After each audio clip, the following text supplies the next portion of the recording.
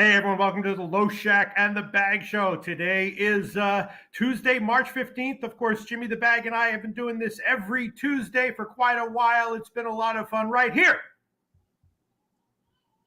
on Pub Sports Radio. Jimmy the Bag. Man, I am some years I feel a little overwhelmed and a little bit confused and not really on top of things when it comes to college basketball and the NCAA tournament. This year, I hope I'm not jinxing myself. You know, I do believe in that stuff. This year, I feel pretty on top of things. I feel pretty okay. I already bet Cleveland State. I got 12.5. It's now down to 11. We'll talk about that game, but I already bet that one, and I already bet the team total over for Cleveland State in the first half as well. So I'm beating some line moves. I already bet the over in Santa Clara, Washington State, which is a little bit tricky because Washington State is such a slow-paced team at times, but it's now obviously up to 154.5, which is not great for this show, but it's great for my read on the games. I've made a bunch of bets for the NCAA tournament, which we'll talk today. I looked at NHL. I'm feeling okay about NHL as well. I don't know, Jimmy the Bag. But maybe me talking about myself, jinxing myself, is actually reverse jinx. So that will make everything okay for today's show. How you doing, Jimmy the Bag? That was not a bad intro, right? Not a bad intro at all. I'm excited. We have such a huge Tuesday card. And I'm excited to break it down with everybody. I feel. Can I say one other thing?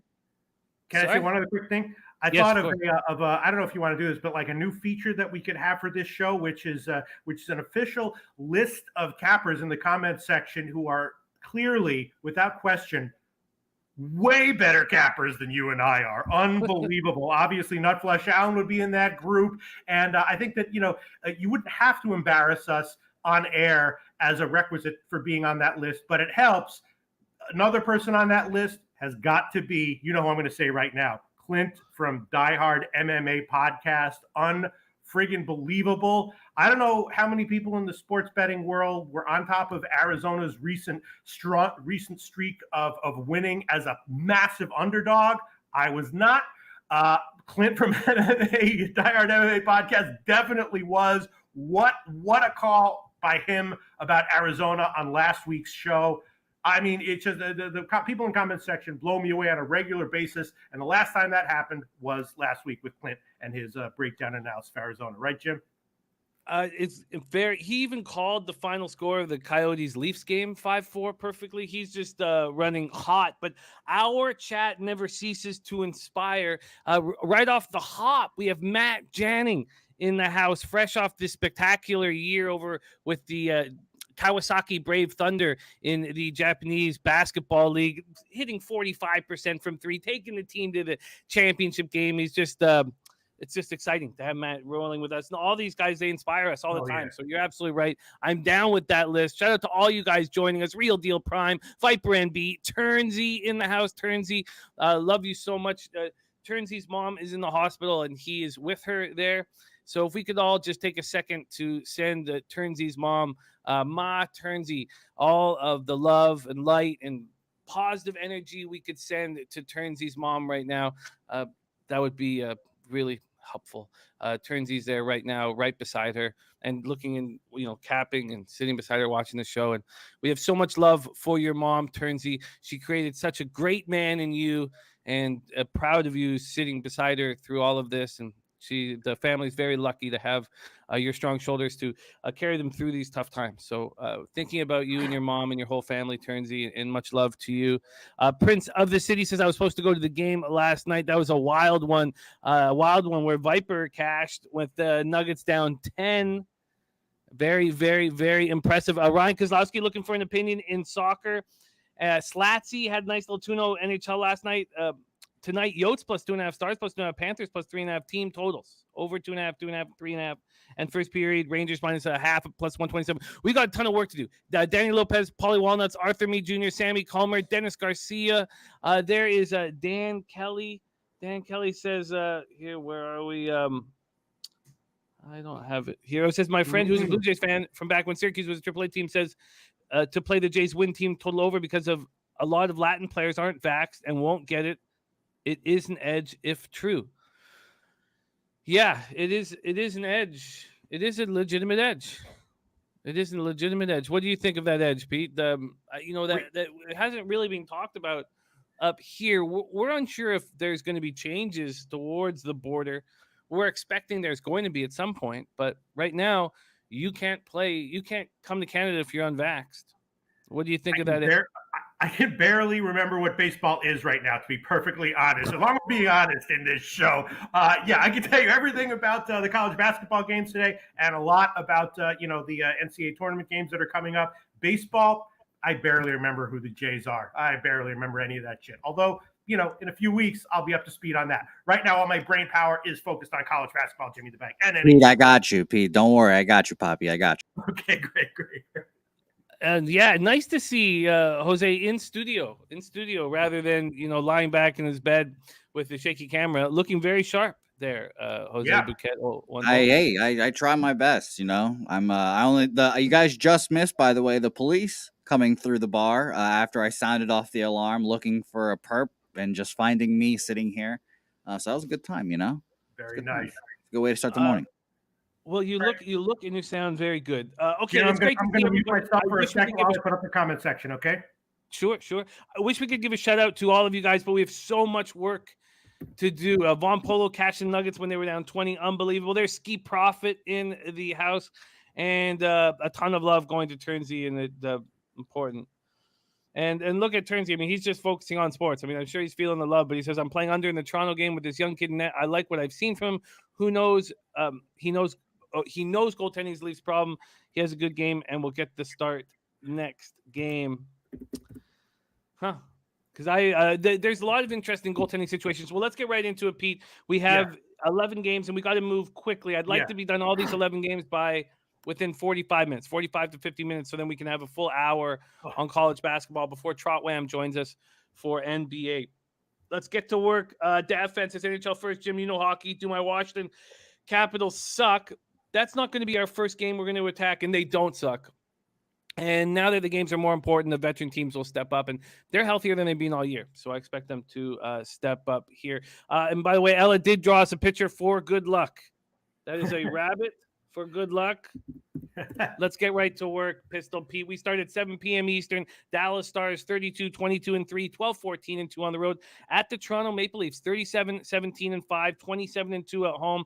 Scotiabank Arena in Toronto, Ontario. So I have Jake Ottinger, and there's Nasty Nate saying shout out to Big Show and Billy for touching down in San Antonio to get us ready for Pubapalooza. And there's Guillermo Zertucci, who will also be in Pubapalooza. Okay, so do you expect Mrazek to be in net tonight, or are the Leafs going to start taking chances because Mrazek has been absolutely terrible? 3.48 goals against average, 884 save percentage. Ottinger hasn't been very good lately either. 19-8-1 though, 2.43 goals against average, 918 save percentage, 1 shutout. Dallas power play 23.8%, penalty killing 78.8%. Toronto power play 29.3%, penalty killing 84.2%. Sammy Calmer says goals. And my first thought was that. And Jim, Jim? Yeah. I'm seeing Eric Kallgren likely. Who the fuck is that? Eric Kallgren likely. Jack Campbell is hurt with a rib injury. So let's bring up the stats for this kid here on Hockey, a database. There's Rodney Barton in the house and says Kallgren confirmed. Okay, I'll bring up the stats here. But my first thought was okay, yes. Look, I could have got the over at -110, over 6 and -110, which is shocking for a Toronto spot. And it's already moved to 6.5 with this call of Kallgren. Already moved it. We've shown her first picture. We've got a lot of work to do, though, Ella. Thank you very much. They loved your first picture. Okay, thank you, sweetheart. We have a second picture, a second rabbit here. But Ella, and behind, look, a very scary rabbit there. It's a hippo. Okay. Thank you, Ella. It's spring break, so the kids are here. So this total's already gone to 6.5. And smashing market moves has done nothing for me. And we're going to look up Kallgren right now. But Austin Matthews with the 2-game suspension. Do I really trust this Leafs team to produce without Austin Matthews against the Stars team that's now going to play 9 of 11 games on the road? The Eric Kallgren 7th round pick from the Coyotes And the talk on sports radio here was this Coyotes team was so starved for any kind of goaltending, so starved for it. And yet this 25-year-old kid couldn't get a chance, to show what he could do there. It's strange. It's very strange. But he's been okay. Brent Bibby, thank you so much for the $20 dono, my friend. That means a ton. Remo said that second rabbit looked like it was on fire. Yeah, it did a little bit. Okay. Ella, I can't. I've got to work. Okay, this got to be the last one. Okay, my love? Okay, thank you. Okay. Another rabbit. That's sweet. Okay, thank you so much, my love. Okay, I've got to work now, okay? Thank you. All right, we have a third rabbit here, Okay, and thank you, Brent, very much for the dono, my friend. Turnsy says, perfect underspot here. I don't need to say it. You know how the Leafs will play in front of him, Jimmy, and that's true. We know that this Leafs team is going to step up, and they'll probably step up with Austin Matthews out as well. The Stars coming off their second straight loss, 7-4 at home to the Rangers on Saturday night. A stretch of 9 of 11 games, as I said, on the road. They're playing without Heiskanen, who's out with mononucleosis. And Heiskanen, he's their best defenseman. They're 2-2 without him. And I don't see how they don't go on a losing streak on the road without Heiskanen. I don't see how they don't do it. The Leafs coming off their second straight loss, 5-2 in the Heritage Classic outdoor game at Tim Horton Field. No Matthews. Jake Muzzin not there. He's been with a concussion. How do they not play a very defensive game? How do they not do everything they can to keep it low scoring? Take it away, Pete. Yeah, no, perfect underspot. I was thinking over now. When I looked at this, it was 6. Both teams been losing. I know Matthews is out. I was thinking over and first period over as well. But you guys think that this is a clear underspot, that the style of play is going to change here. I was thinking over, Dallas team total over, and first period over. No? I think that at 6, at -110, I didn't want the over. Wow. And now it's at 6.5, -0.5, because look, the Leafs have been playing high-scoring hockey. It was the 10th time in their last 12 games that Toronto allowed at least 4 goals. This kid knows that every single sports radio show in Toronto is shitting all over the Toronto goaltending. And now they have a kid in there who has nothing to lose, a 7th-round draft pick who nobody cares about and nobody wanted. And Slatsy says, yes, Pete, on the Dallas team total over. I think that Slatsy's on this, or sorry, that Turnsy's on to something. I think we wait and wait and wait and wait and wait. And this probably gets to a 7. I think this will just get pushed and pushed and pushed, and then we move. All right. We won't spend too much time on this, but you are thinking under here because you think that Toronto is going to radically alter their game plan for this game and their style of play. I do. All right. Okay. But I mean, he already started once and got gashed against Arizona, one of the best teams in the league right now, obviously. But why didn't they do it then? Well, they had Austin Matthews in the lineup, and they were beating teams 6-4 and 6-5. Now they lose a guy who's got 45 goals. He's being called the best Toronto Maple Leaf in the history of the franchise. And look, and Remo says, and is Dallas some offensive machine all of a sudden? They changed their game on the road. They've been playing tighter hockey on the road than they have been at home. North Ender says, I'd rather pass than play the under. I get it. But I look, the Leafs could, the Bruins are going to pass the Leafs. I'm going to cash my 105.5 point under total on the Leafs. It's feasible that the Leafs fall apart over the next 10 games or 15 games. They have to change what they're doing, and they have to change it immediately.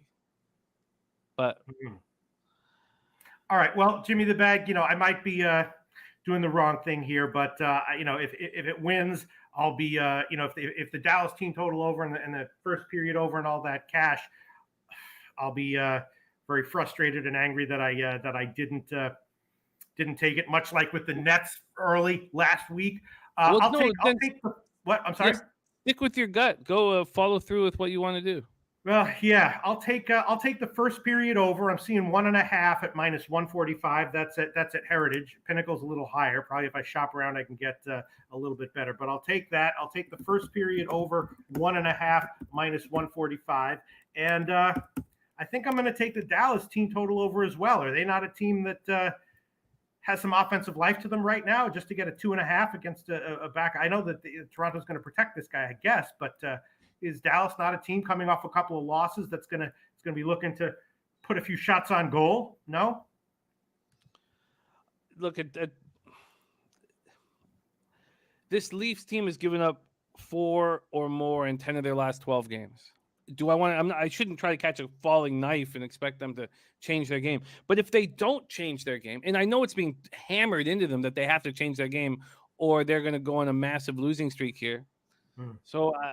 Yeah, I can understand expecting the Stars to score some goals here. I get it, and this is a hugely important win for them because, as I said, they have 9 of their next 11 games on the road where they've won 12 of 28 games. Yeah. All right. All right.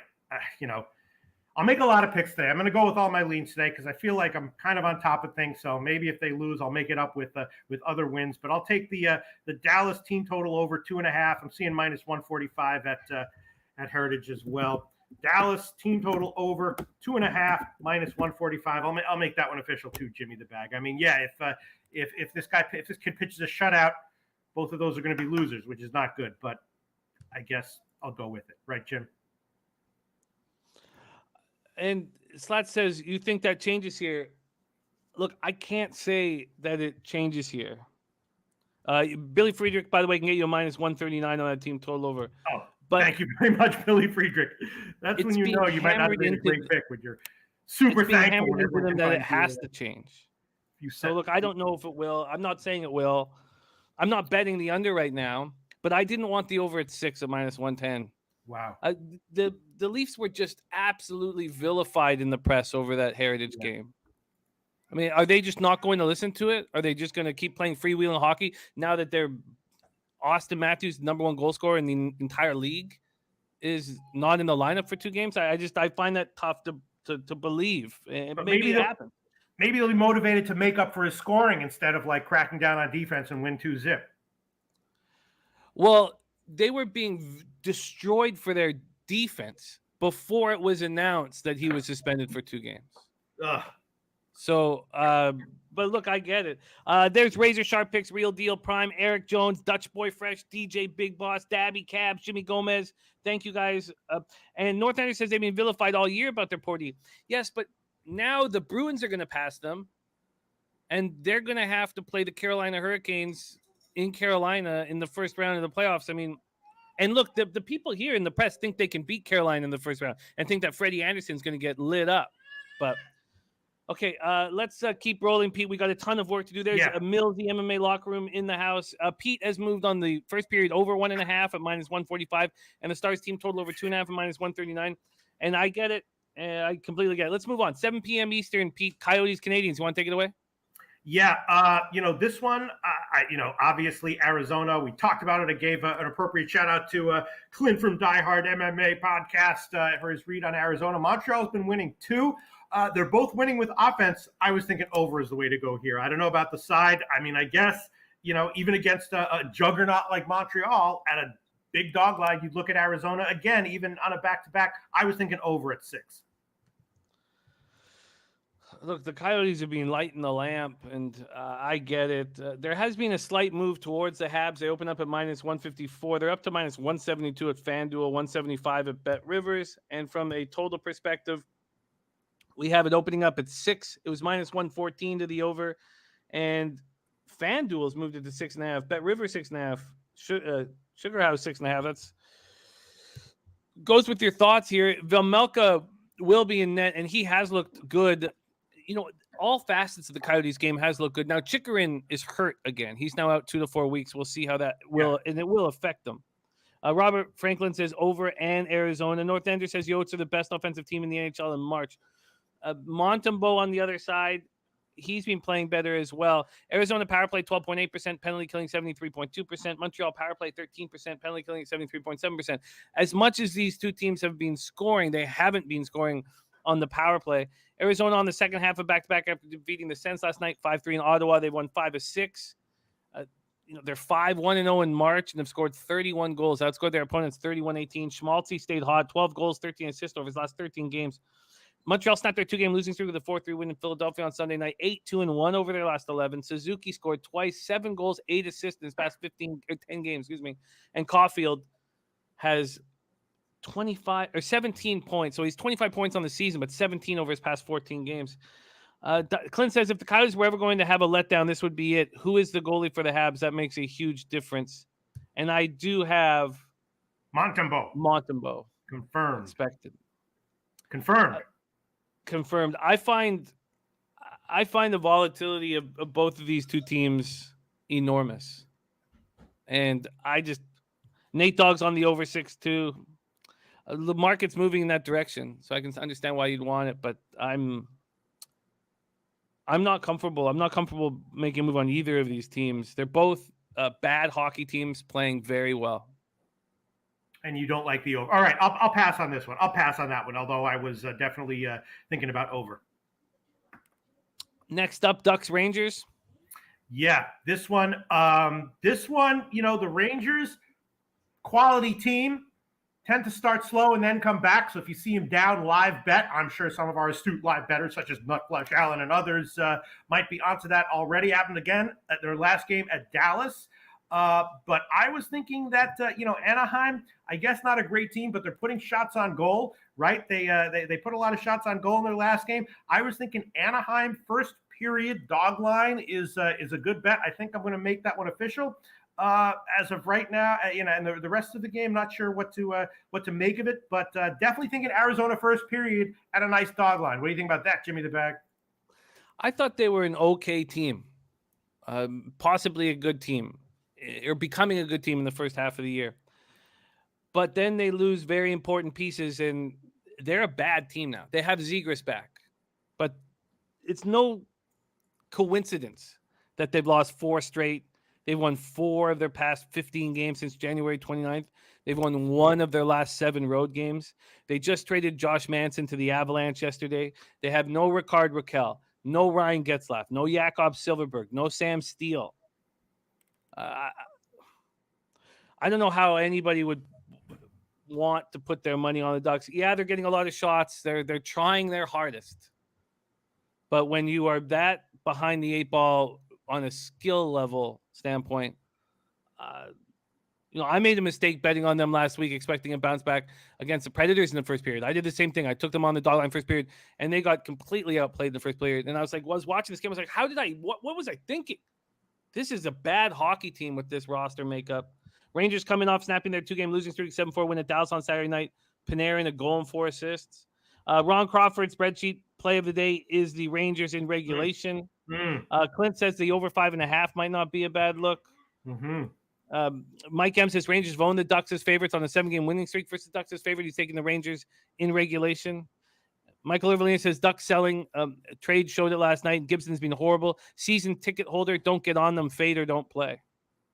And Turnsey says I'm all over the Rangers here. Yeah, I was thinking actually about taking like Anaheim first period and then Rangers full game, something like that. But they are trying, though, Jimmy the Bag, right? I mean, you can't just put up 40 shots on goal without trying. They're a team with NHL caliber players that's trying, right? Sorry, it's my son in the background. They have lost the most important pieces other than Zegras. And now they're like, I would have to have watched that last game. So I know they put up 40 plus shots, but I imagine they were all from the perimeter. They were all just coming over the blue line and getting a shot on net. The Islanders just took their foot off the gas in that hockey game.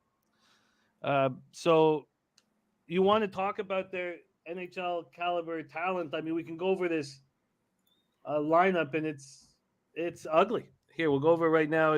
You take out these very, very important players, and you have a very ugly lineup. Let's just move over there right now. We'll go over here, and then we'll move on to the next spot. Come on. Hurry up. That bad, huh? The Anaheim is that bad right now. Yeah, it's very ugly. Here, we'll go over right now. This is the Ducks lineup. You have Henrique is back, and he's playing well. And so you have Henrique, Terry, and Comtois. And then you have Zegras and Milano, who are having okay years. Lettieri on that line. Then you have Grant, Lundstrom, and O'Regan, Delorier, Carrick, and Robinson. You'll lose Manson. So I don't know. Are they going to move Drysdale up? What's going to happen is Shattenkirk is going to have to play more than just the power play on defense.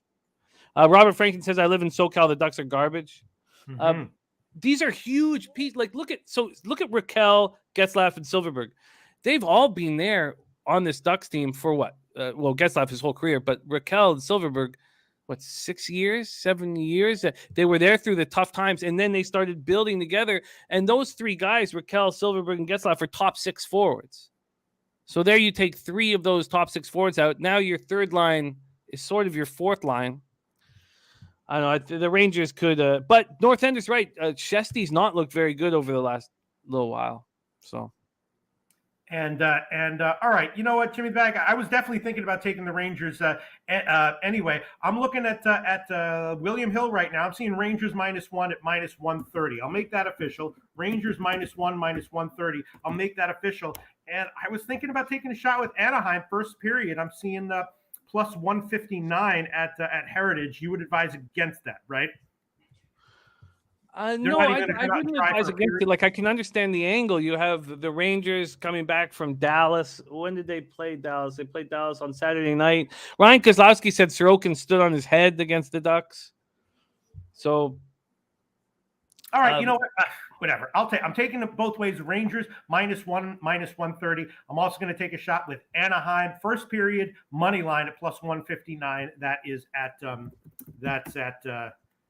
Pinnacle. Okay. Yeah, Ducks 158 at Bookmaker. Okay, let's keep rolling. We move to the Islanders Capitals, and this is my first bet.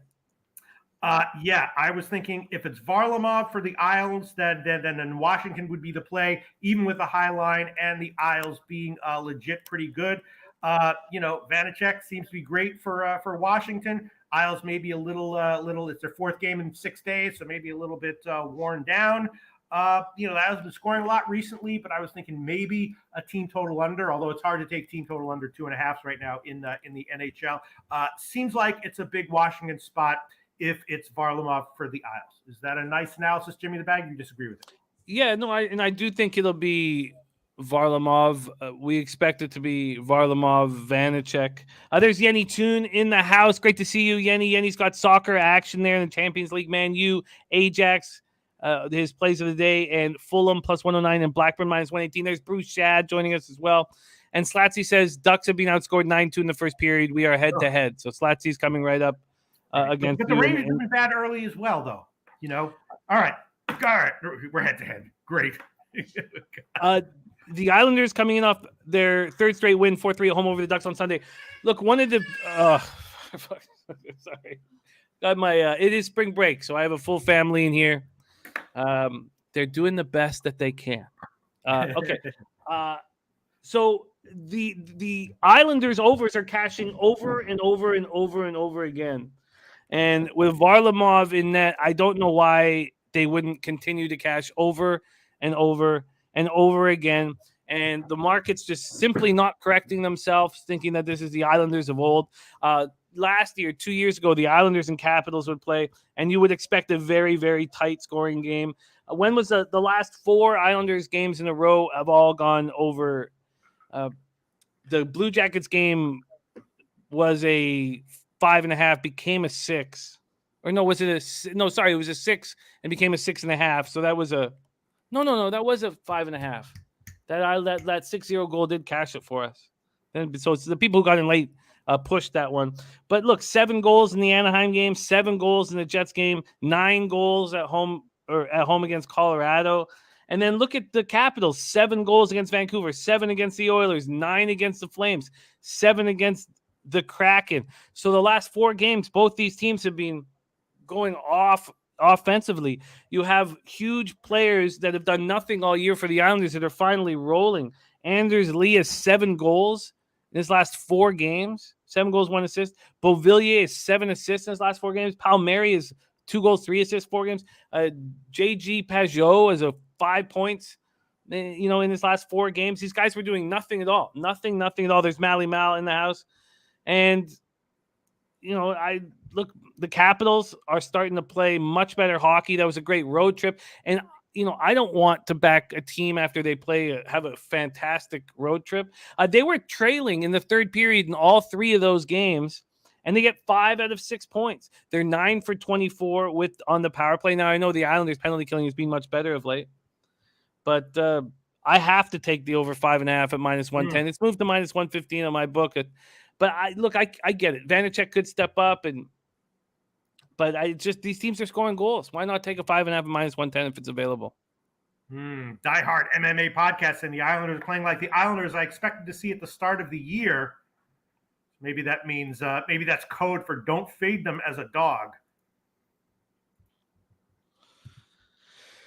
My first instinct was to back the Islanders. I wanted to back the Islanders, and there's even been a 5-cent move towards the Islanders. At least there had been this morning. Let me just see if that is still the case.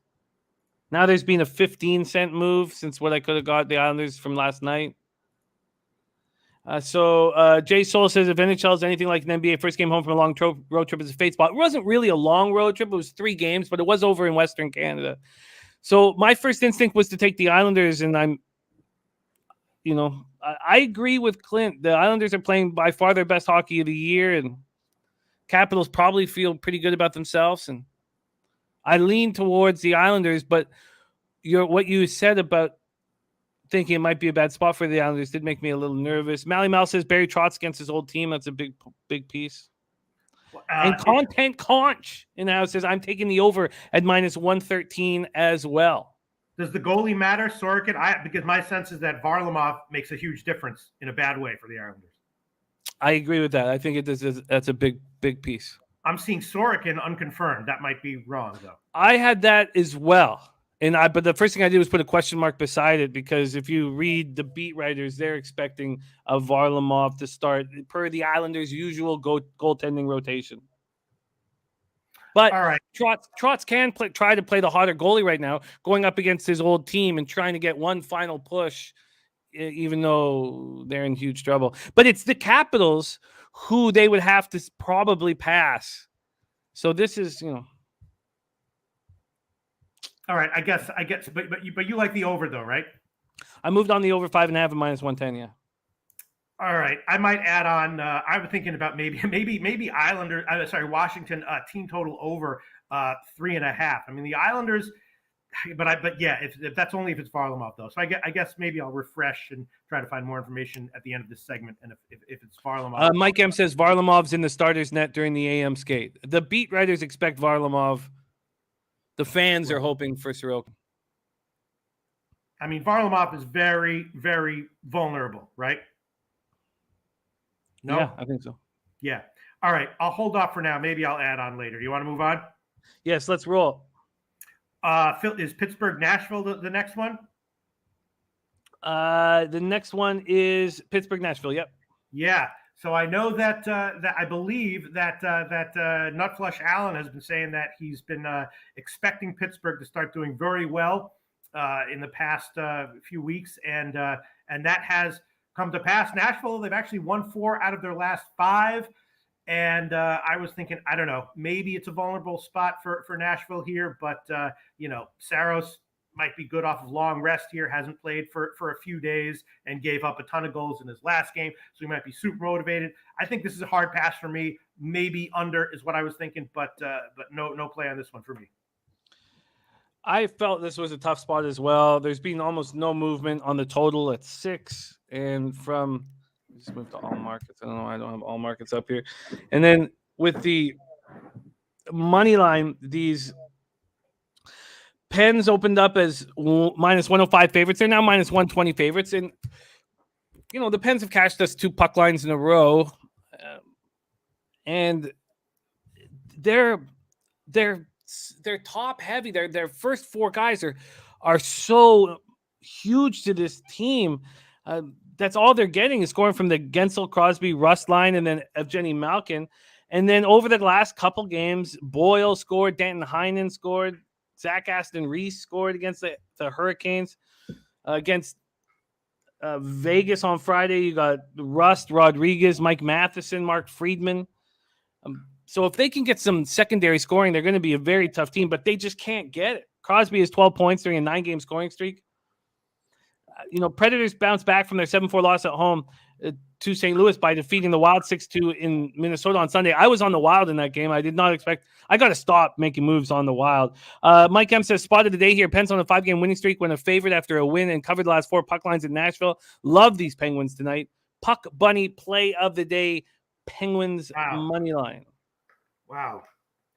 Yeah, I mean, I know that you guys were pretty down on Nashville in general for the second half.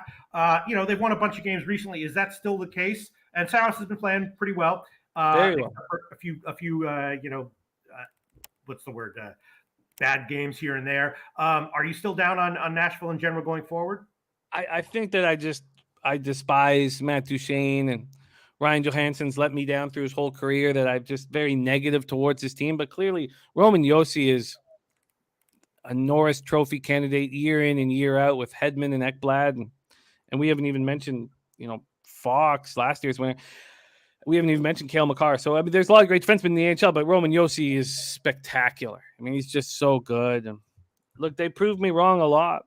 Billy Friedrich says Pitt puck line is juicy at plus 212. Mark Schillingberg says, love it, Mike. But you think Pittsburgh is top heavy, and that makes you nervous, Jim? Yeah, I think it's going to be a big problem come playoff time.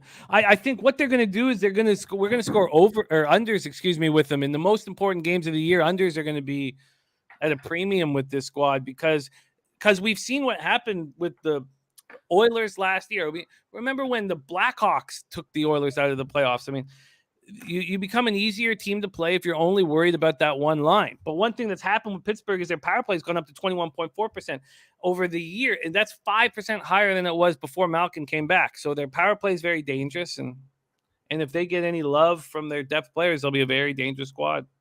What about the under, Jimmy the Bag? I don't want to talk about this too long, but just an 8-second analysis of the under. I like unders in Pens games. I like them a lot. Yeah, I don't see why. I would like to bet a lot of them as we move forward. Is this a spot to do it here? It very well might be, but it's so hard to take an under 6 in the NHL right now with any team so hard. with a live offense. And the Preds have scored 10 goals in their last 2 games, so it's a little tricky. Yeah,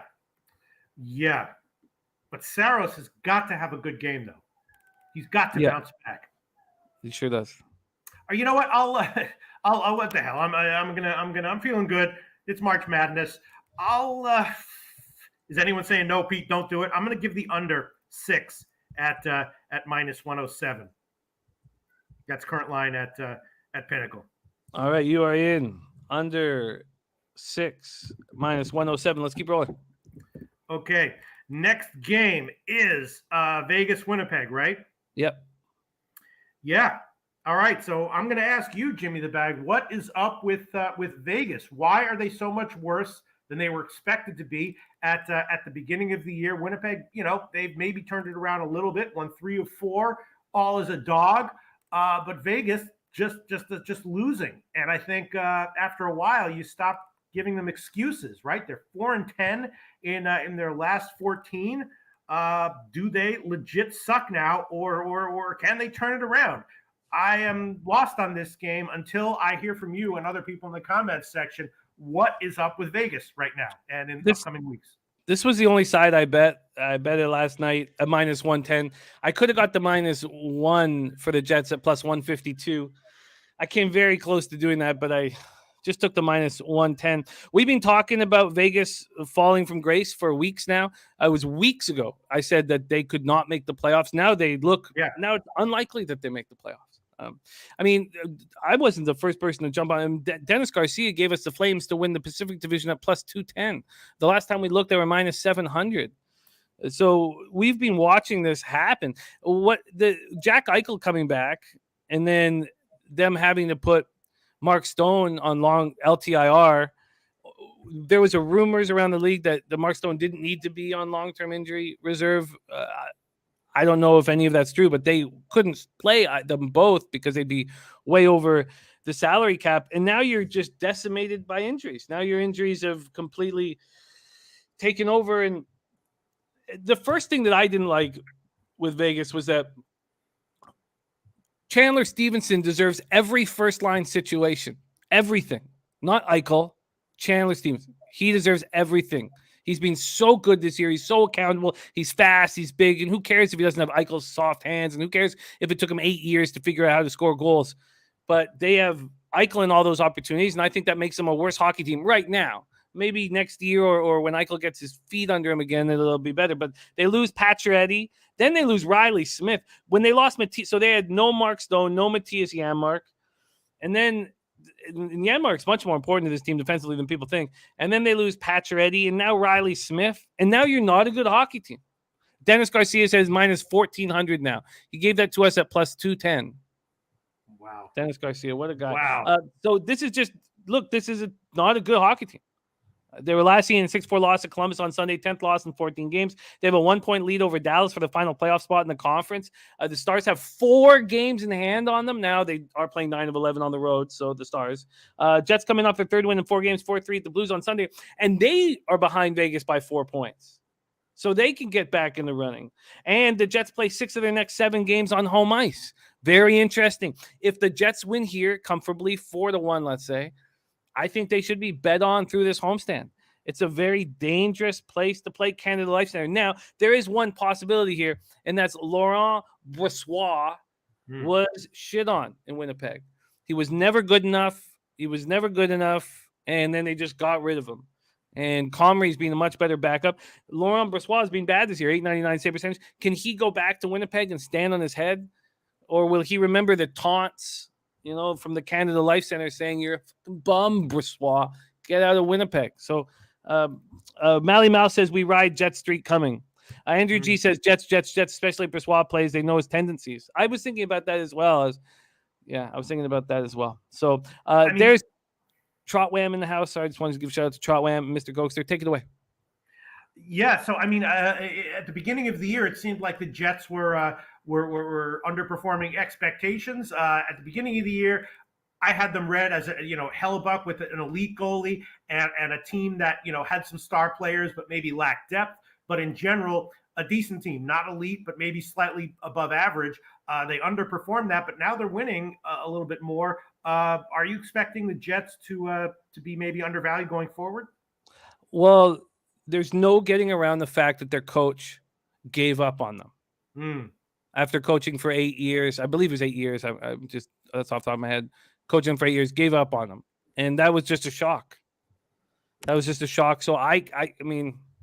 they can't, there has to be a problem with this hockey team. Because he would have said, I've got some personal things going on. It was none of that. It was like, no, I can't take this team where they need to go. So that's a serious problem. Yeah. Mr. Gokster likes the Jets. Mally Mal riding the Jet streak coming. Andrew G says Jets. But Yenny Tun says Vegas for me tonight. All right, I guess I'll pass. An interesting matchup, though. And I beat the market move. It's minus 130 now. At Bet365, I got minus 110. All right, let's keep rolling. That was Knights Jets. That's the only side that I've locked in. We're going to get to my third total in this game right now. Take it away, Pete. Boston and Chicago, right, Jim? Yeah. All right, so Omark is going to be in goal for Boston. They played recently, and Boston won, but it was close. Chicago's scoring games are going over. The last game against Boston 2 games ago went over. At first, I was thinking that this was a great spot for Chicago and maybe a Chicago team total over, but they are coming off of a huge emotional game, right? Where one of their heart and soul guys was carried off on a stretcher, and then they rallied to get a win in that game. They were like, let's win this one for Murphy, and they got the win. So maybe it's a little bit of an emotional letdown spot for them. If that weren't the case, I would definitely be on Chicago as a dog and the Chicago team total over better. and maybe the Chicago first period. But because of that emotional spot that happened in the last game, I'm not sure what to make of it. But with Ullmark in, I was still thinking about an over, I guess, and the Chicago team total over. What's your take on this one, Jim? I moved on the over, over 6 minus 105. It hasn't moved at all. I was going over my totals of late, and the totals where I destroy market moves, I have a negative ROI, and that's just, I can't even comprehend that. And the totals where market moves have gone against me, I have a positive ROI of late, which is just yes. Jimmy, that happened to me in baseball last year as well. I think I told you about that, or maybe I told you about that privately or something. Yeah, I was tracking very carefully, and it was the same way with me. I think I was like dead even on the bets where I beat the market moves by a mile, and the ones where they went against me were my best record. It's frustrating, and it's nice to hear that. Hey, Carter, it's nice to hear that. I mean, North Ender says same here. It's frustrating. This total, if you look at the Bruins and you look at the Blackhawks over the last little stretch, the games are going over, and especially these Blackhawks, especially Johnny Taves playing his first good hockey in 2 years. You have a power play in Boston at 25%, with Blackhawks at 75.6% penalty killing. Also, this is Nick Foligno's 1,000th career game. So him and his dad, whom every hockey fan is enamored with, Mike Foligno, with his jump after he scored a goal, are the second father-son combination to reach 1,000 games. So shout out to the Foligno family, Bobby and Brett Hull the other. But Patrick Kane is just rolling right now. And you're right that Connor Murphy off the ice on the stretcher, and then Tyler Johnson in concussion protocol. So I took the over 6 at minus 105, but look, I'd like to take the Bruins here with Connor Murphy being out because he is an important defenseman. I'm not. Billy Friedrich says these two combined 13-6-1 first period over last 10. You wouldn't like a shot with the Chicago team total over? You don't think if it weren't for the Murphy situation, it would be a great spot for Chicago? I just think the Bruins are a better hockey team than the Blackhawks, so I don't. And it's not like the Bruins are about to pass the Leafs. Now, is that going to help them? I mean, it's pick your poison right now. But the Bruins could get hot maybe and get ahead of the Lightning. I don't know. The Bruins will either play the Lightning or play the Panthers, right? Or no, sorry. They either play the Lightning or the Hurricanes. But that's wrong. I'll have to see what the wildcard team setup is.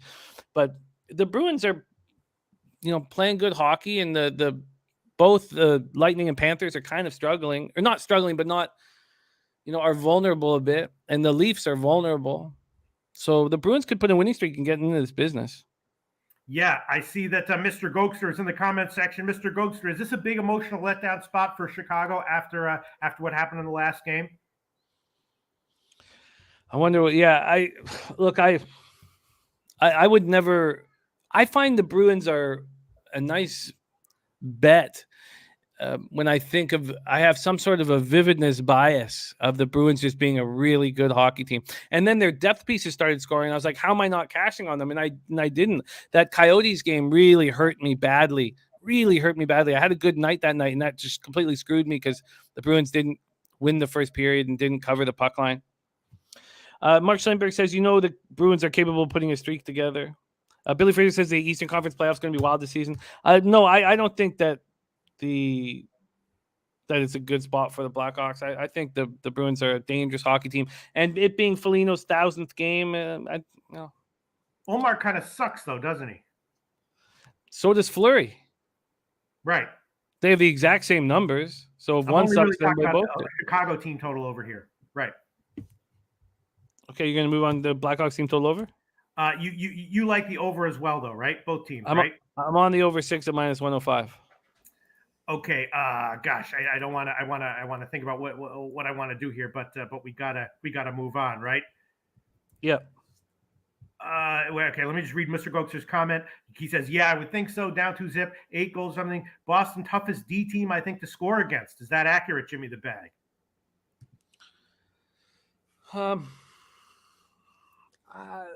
I think that what what helps Boston is their forwards are so accountable defensively, other than Taylor Hall.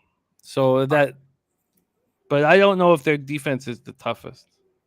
All right, I will. We can move on, and then maybe we'll take 3 minutes at the end of this segment where I can add on all of my. Quickly to answer Ryan Kozlowski's question, I think that Mark Howe's foray into the WHA would have stopped that from happening. But that's a good question, Ryan. But I believe that Mark Howe's the games that he played in the WHA would have hurt him. All right, let's move on. All right, Jim. Yes, let's roll on. Detroit, Edmonton. Yep. Detroit looks really bad right now. Not getting shots on goal, just getting beat. They're giving up a ton of goals. I was thinking maybe they're off a shutout, so maybe Detroit team total under even at 2.5. Maybe Edmonton -1 even at the huge favorite line. But the Red Wings are just their offense is not doing well. They took a hit last week when that guy Fabry went down. Bertuzzi is ineligible because of his vaccination status. They're just not getting anything offensively. So I got to think the leans are Edmonton -1 and maybe Detroit team total under. What do you think? Is Detroit just going to roll over and die now? Because that's what they've been doing. They've lost 7 of 8. They were outshot 43-19 Calgary on Saturday night. I mean, Blashill's not going to sit back and allow this. And Yzerman's not going to either. And is Edmonton just going to destroy them here? I mean, it feels like that. Doesn't it? So you think that Anaheim is just going to roll over and die, but Detroit maybe not? No, I would expect Anaheim's look better in their losses than Detroit. So, no, I just, we talk about Fabry and Bertuzzi being hurt, or no, Bertuzzi not being able to play in Canada or whatever, but that's nothing compared to Anaheim's issues. I mean, last week you already had Raquel, Silverberg, and Getzlaf out. Then you have Zegras out as well. Now you've traded Manson. You have an excuse. The Red Wings haven't really had an excuse for how bad they've been. So, I guess this would be a spot where the Oilers should smash and grab this hockey team. Is Edmonton fully motivated to get another win here? They beat Tampa Bay. Nice win. Do they need wins? They need wins to solidify their spot in the Pacific. But yeah, the one thing you can count on Edmonton, it's going to be sold out. You don't need to worry about that. So it's not like it's going to be half full because Detroit's in town. But all right, you got Edmonton 2 wins, not nice one. Last one against Tampa Bay, that was good. But before that, they had a run where they were like 3-7 or something like that. So that makes me think that they will be fully motivated to start stringing a few wins together against vulnerable opponents. Is that not accurate? What's your take on Edmonton right now, Jeff? No, I think that's accurate. I mean, I didn't bet this already, so it wasn't like. But now that we're talking about it, the only thing you could expect is the Wings to be so much better than they were last night. Or Saturday night. Right. So they've been sitting there in Alberta chewing on how bad they've been. They should come out. Like look at Turnsey, who knows this Wings team over through and through. He's on a team total over 1/2 in the first period. Why would that be? Because they're going to be pissed because off they've been sitting there for 48 plus hours, getting Yzerman and Blashill staring daggers through them. So if you think the Wings are going to score in the first period, I guess Nutflesh Allen says, seems like the Oilers can let off the throttle in these spots, but the Oilers have not been, over the past, 15 games or so, they've not had a winning record. No, they did not look good. I mean, they lost important depth pieces in Nuge, and they didn't have Hyman there for a while. Let's see what's going on with them right now. I know I already looked over it, but I can't. Let me just pull up their injury report here very quickly. And we have – so Nuge is still out. Puljujarvi's out. So Puljujarvi, they got Cassian back, and Cassian and Puljujarvi are big bodies that they need. They lose Nuge, and he helps give them the depth that Hyman also helps.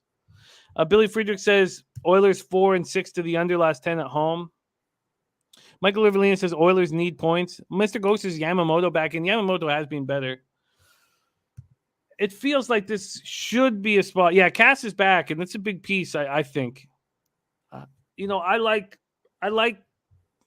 would imagine the Oilers should beat this team up badly, but I'm hesitant after Detroit just sitting there very disappointed in themselves. But if you look at the roster, I'm not a huge Fabry fan or anything, but Bertuzzi's such a big piece to this puzzle.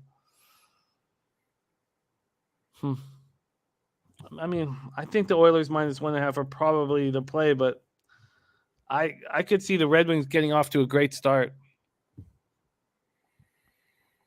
Yeah, so Turnsey is liking a goal early from Detroit. All right, we've got to speed up because we got to get to college basketball ASAP. All right, I guess I'll pass. I'll pass. Right, move on. Yes. New Jersey and Vancouver. New Jersey blasted Vancouver somewhat recently. That was late February. Got to think that Vancouver is looking for revenge, although it's 2 weeks too long, and they're not really thinking about right now. Vancouver has lost 2 in a row. Quality teams. Before that, they were winning, playing well. But New Jersey, obviously, people were starting to get high on them a few weeks prior to today. They seem to be playing well at home, but maybe less so on the road. And the question is just, will this guy Dawes come down to earth on the road here? And is Vancouver looking for revenge in the last game? For the last game, I don't know. Vancouver's a decent sized favorite in light of how well New Jersey has been doing with Dawes in. What's your take on this one? Well, the big piece of this hockey game is Nico Hischier is expected to be back for the Devils. So that's. And then the Canucks don't have Elias Pettersson there. Right. Mr. Gokster says Vancouver regulation. Dawes gets touched. Dawes is really confident right now. And a 21-year-old goaltender with this kind of confidence can get hot. We've seen it before. And that's what's happening here. He's playing well. Slatsy says, I haven't bet it yet, but I couldn't believe my eyes on historical facts matter. Devils 10-0 last 10 versus the Canucks. Says, I know I'm not taking the Canucks. Thatcher Demko has been really disappointing. And the Devils coming up their third win in 4 games, 2-1 at home over the Ducks on Saturday night. That doesn't mean a ton. Nico has allowed 8 goals over his past 4 games. The Canucks coming off their second straight loss, 2-1 at home to the Lightning on Sunday. I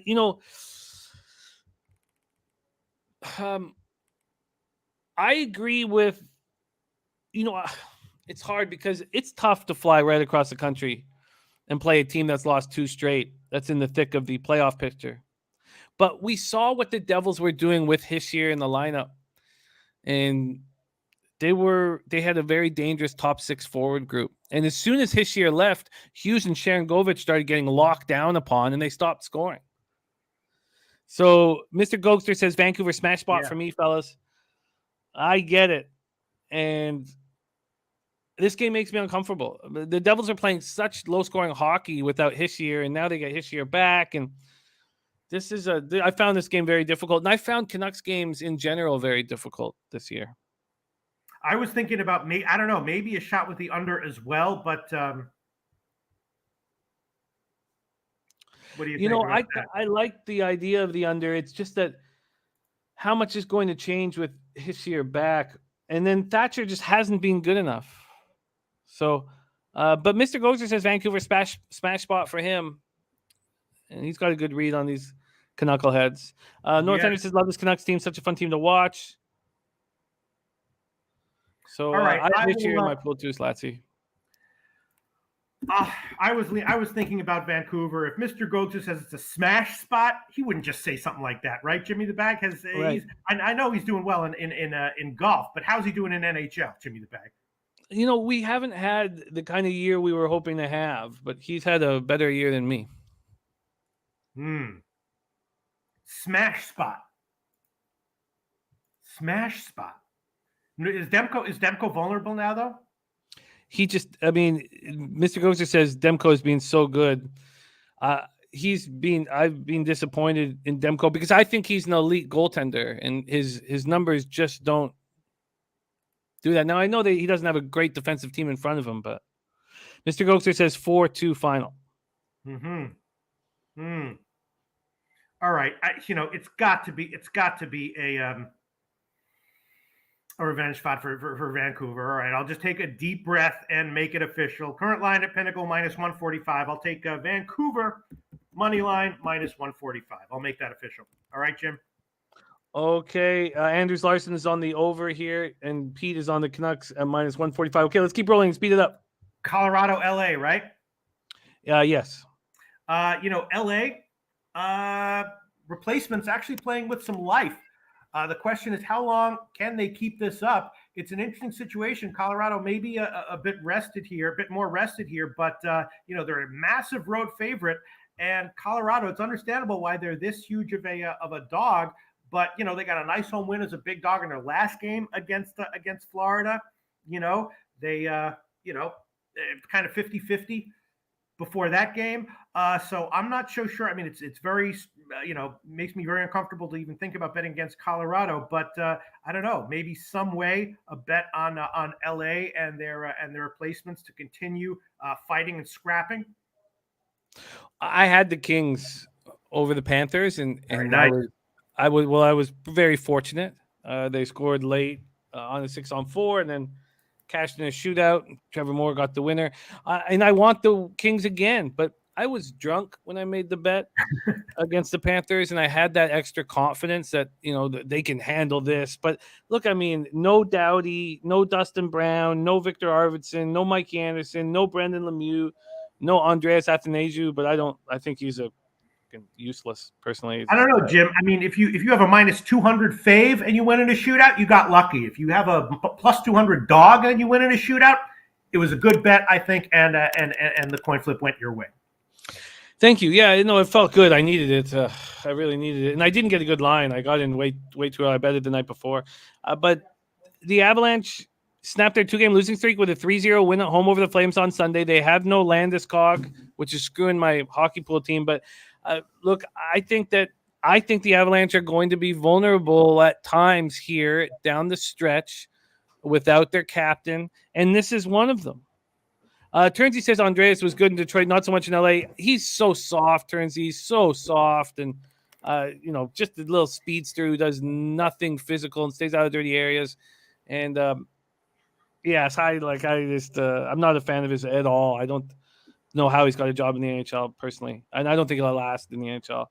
But I don't think I can pull the trigger on the Kings. It would be Kings or no bet.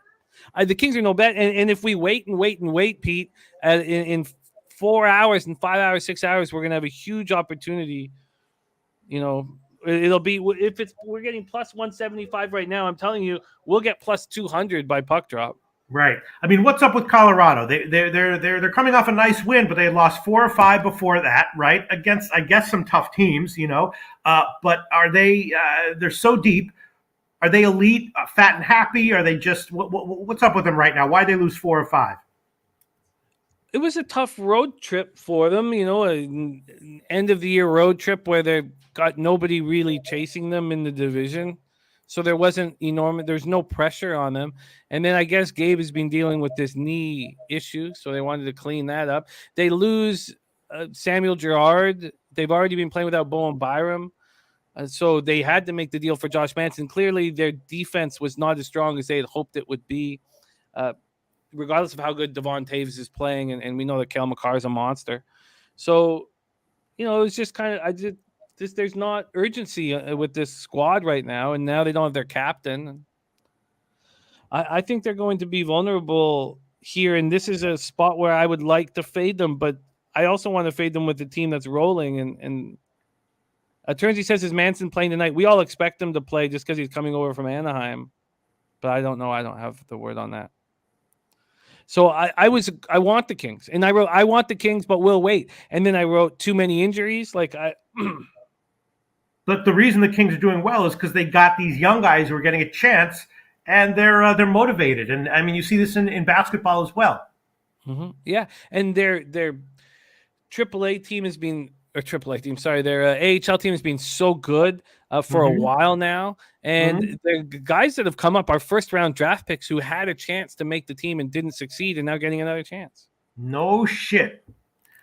All right, I'll start with the Kings' first period. We'll start with that. I'm seeing plus 145. So I'll make that one official. LA first period plus 145. We'll start with that. I don't know if I want to double up though, because eventually, Colorado's way better. They're still very deep, right? Yeah, they're well. The Kings are so deep. The Kings just don't have the high end talent that the Avalanche have. You want Kings first period plus 145, and what do you think about? I don't know. What do you think about maybe? Where are we? Kings team total over 2.5. Are they scoring? And Jimmy Gomez is on the under 6. No, I think they'll play a real tight ship. But the problem with that tightness is they don't have Brown or Lemieux. Those are the guys you want in a tough game, in a playoff type game. I'm probably going to stay off this spot, to be honest with you. Billy Friedrich has 146 at Bookmaker. Huge shout out to Billy Friedrich. Give me 150, that. 150 at Bet Online, but keep rolling. We got to be fast. We got to get an NCAA badge. Right. You got 150. All right. Okay. Yeah. And let's move on. All right. And is this the final game? Right. Florida and San Jose. San Jose got a nice win in their last game with Aiden Hill, but I'm reading that he's still injured, and now I think it's going to be this guy Sawchenko in goal, who is pretty clearly more vulnerable. So Florida is off of a loss. So even with the huge favorite line, maybe all signs point to taking Florida one way or the other, or is the line just too high? No, I think that is. I didn't move on it. I thought the line was too high initially, but thinking about the Panthers off this 5-game winning streak being snapped in a shootout loss that they shouldn't have allowed to happen, and knowing that they need to win these games, it's imperative to be first in the conference, in the division and the conference. So, yeah, I think Sawchenko is in big trouble here. I really do. I agree with Mr. Ghost's real tough spot for Sawchenko.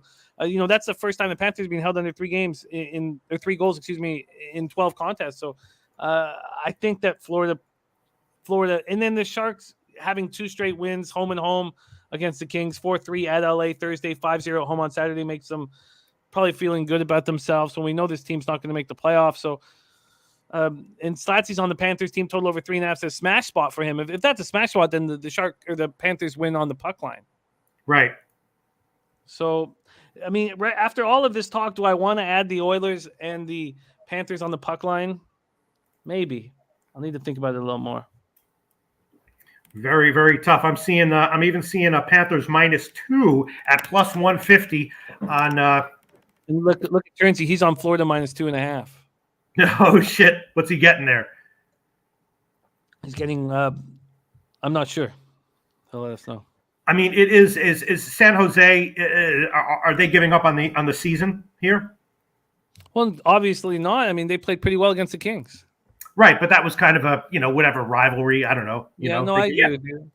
No, because they're not selling right now, so I don't know exactly what they're doing. Doug Wilson's an ass clown general manager, hell of a hockey player, but just a shit general manager. And the Florida team total, God, it's 3.5, like -150. That's some serious juice there. That's a high team total, but it's an obvious smash spot for Florida, right? It feels that way. It feels that way.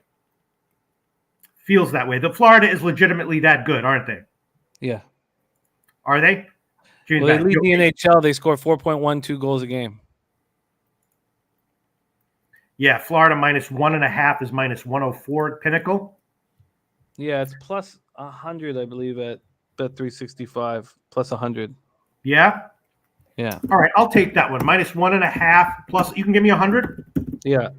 All right, I'll take Florida -1.5 plus 100 as another official play here. All right, I'm making a lot of stuff official. We're having some fun here. We're having some fun, Jimmy the Bag, in March. Well, let's review all action here and then move on to NCAA basketball. So we have Pete on the first period over 1.5 -145 in the Stars team total. Oh, it's plus 102. Yes, thank you so much, Billy Friedrich. Stars team total over 2.5 -139 in the Dallas-Toronto game. I find that game absolutely riveting, but I'm going to Deacon. Then Arizona-Montreal, we've made no moves on. Ron Crawford spreadsheet play today's Rangers in regulation. You've moved on the Rangers -1 at -130 in the Ducks first period at plus 1 59. Turnsy says if that Toronto game's to 7, you have to take the under. I'm still working on that game, actually, to be honest with you. I still got this is just killing me. Turnsy loving the under in the Toronto game. Jeez. I have interest in the Islanders, but I'm not sure. And Mr. Go says I love Montreal there. Over 5.5 at -110. I am on in Islanders Capitals. Then Pete's on the under 6 at -107 in Pittsburgh, Nashville, and Mike M's on the Puck Bunny play of the day, Penguins money line. Then I'm on the Jets -110, the over 6 at -105 in Boston, Chicago, and I have some interest in the Oilers -1.5. Pete's on the Canucks -145. He's on the first period Kings at +150, and he's on the -1.5 for the Panthers at +100. And I think I'll probably tail that. And it is time to move into NCAA basketball, Pete, my friend. Okay, we're ready. All right. Okay, where are we now? Okay, all right.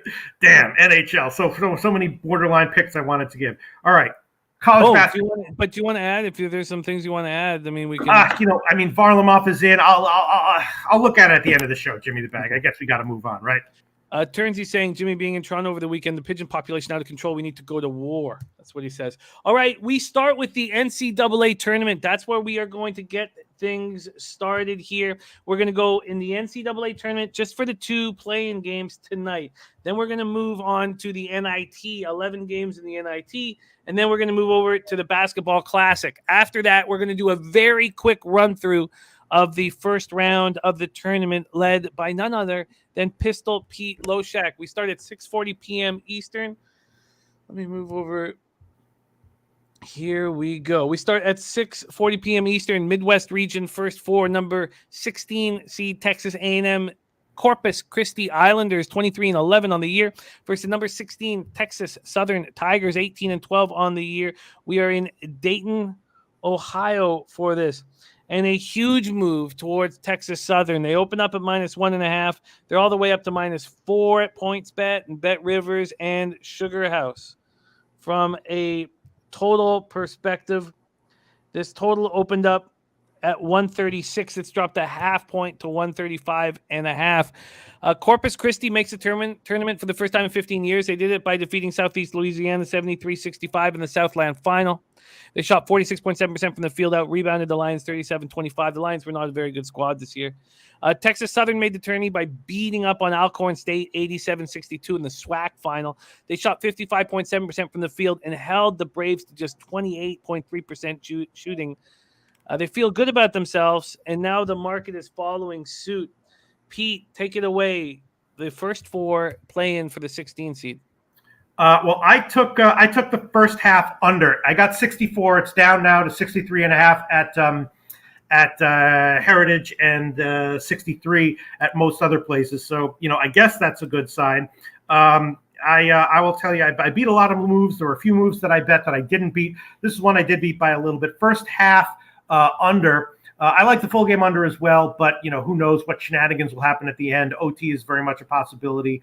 So, I'll probably look at a second half. I'll definitely be looking at this live in second half as well.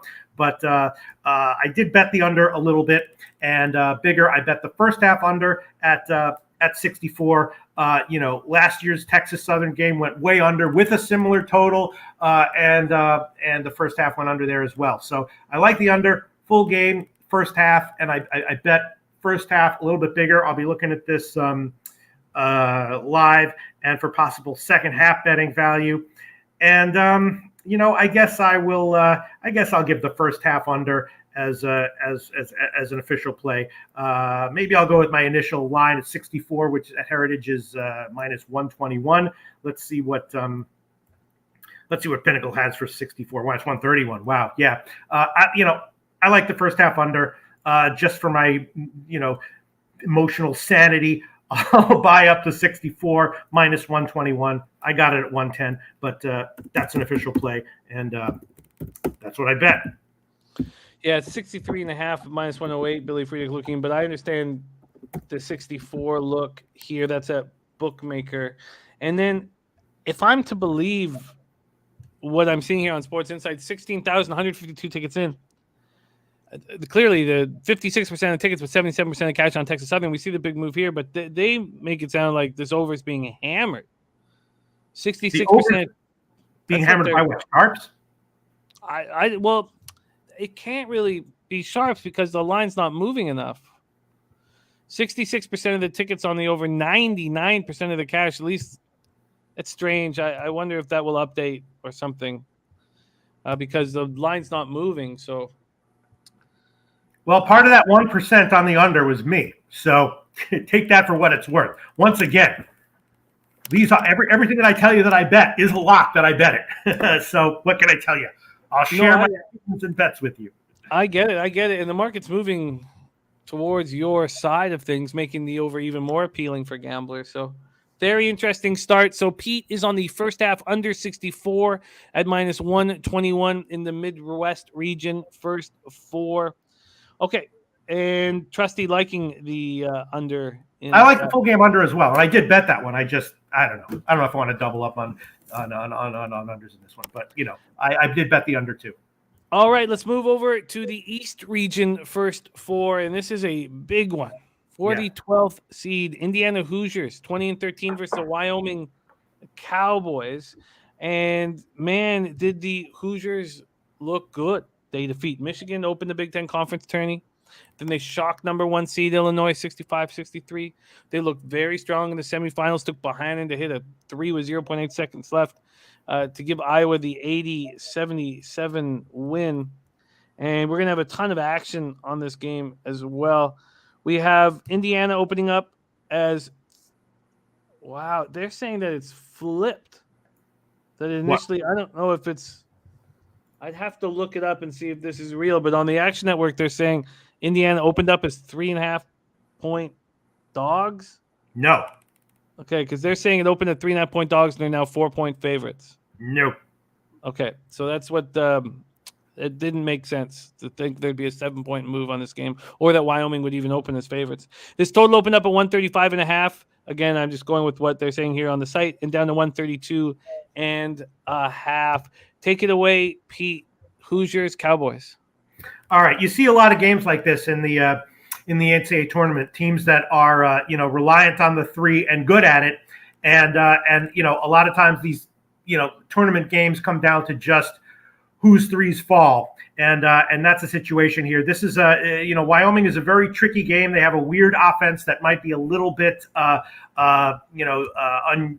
difficult for Indiana to prepare for. I think that the reason they had so much success in the beginning of the year and then tailed off a little bit is because Mountain West teams were better to knew better how to prepare for them and what to expect. And Indiana might get caught a little bit here. But again, it's basically about Wyoming hit the 3, whether they can hit the 3 or not. And that is very coin flippy. But I haven't bet it yet, but I definitely like Wyoming, although that's just a percentage play. If Indiana's a quality team, more talented team, and if Wyoming's 3s aren't falling, then Indiana will win by 8 or 10.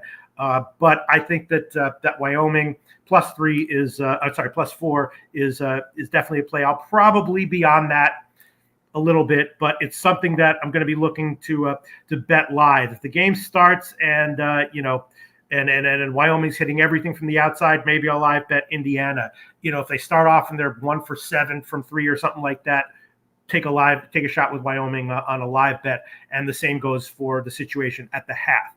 I haven't bet this one yet. Definitely leaning Wyoming though, getting the points.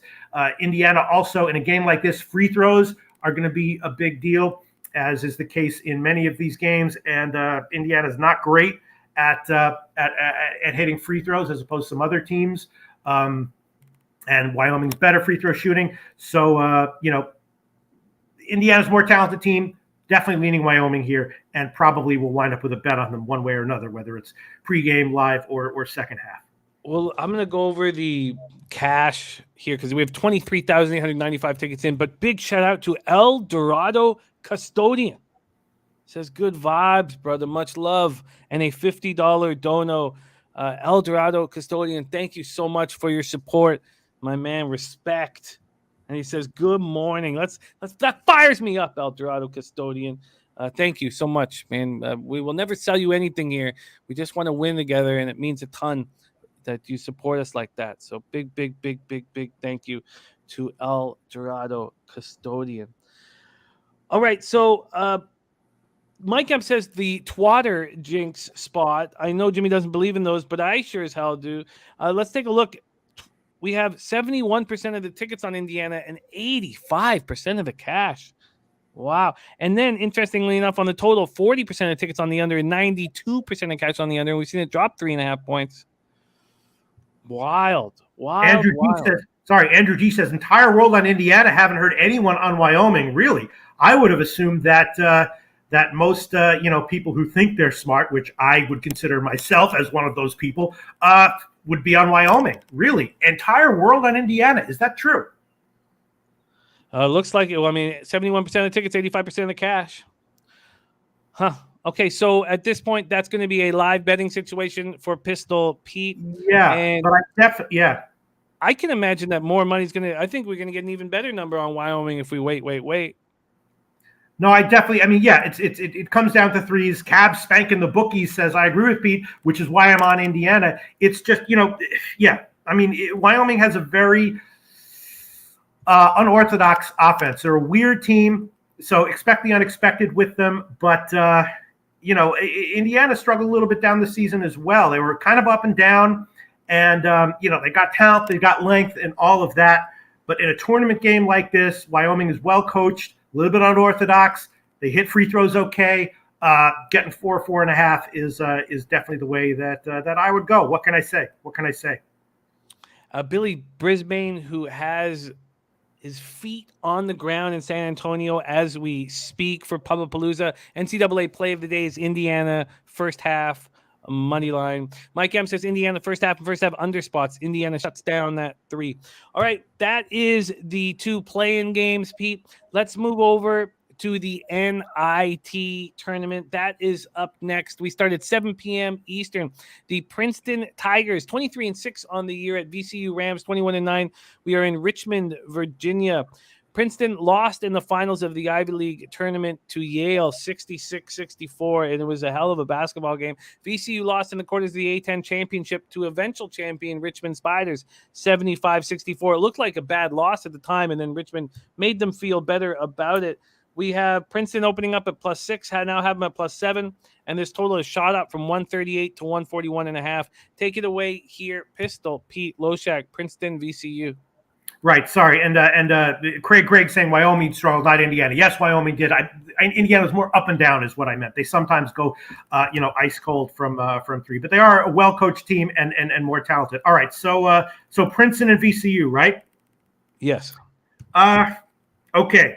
I did take a shot with Princeton at +7. I did take a shot with Princeton at +7. VCU is obviously great defensively, but they give up open threes. They're not very good at defending the catch and shoot 3. Princeton shoots a lot of 3-pointers. They have a quality offense. This is a lot of points to be giving, and I'm not even sure that I necessarily would lean under, despite how strong VCU is.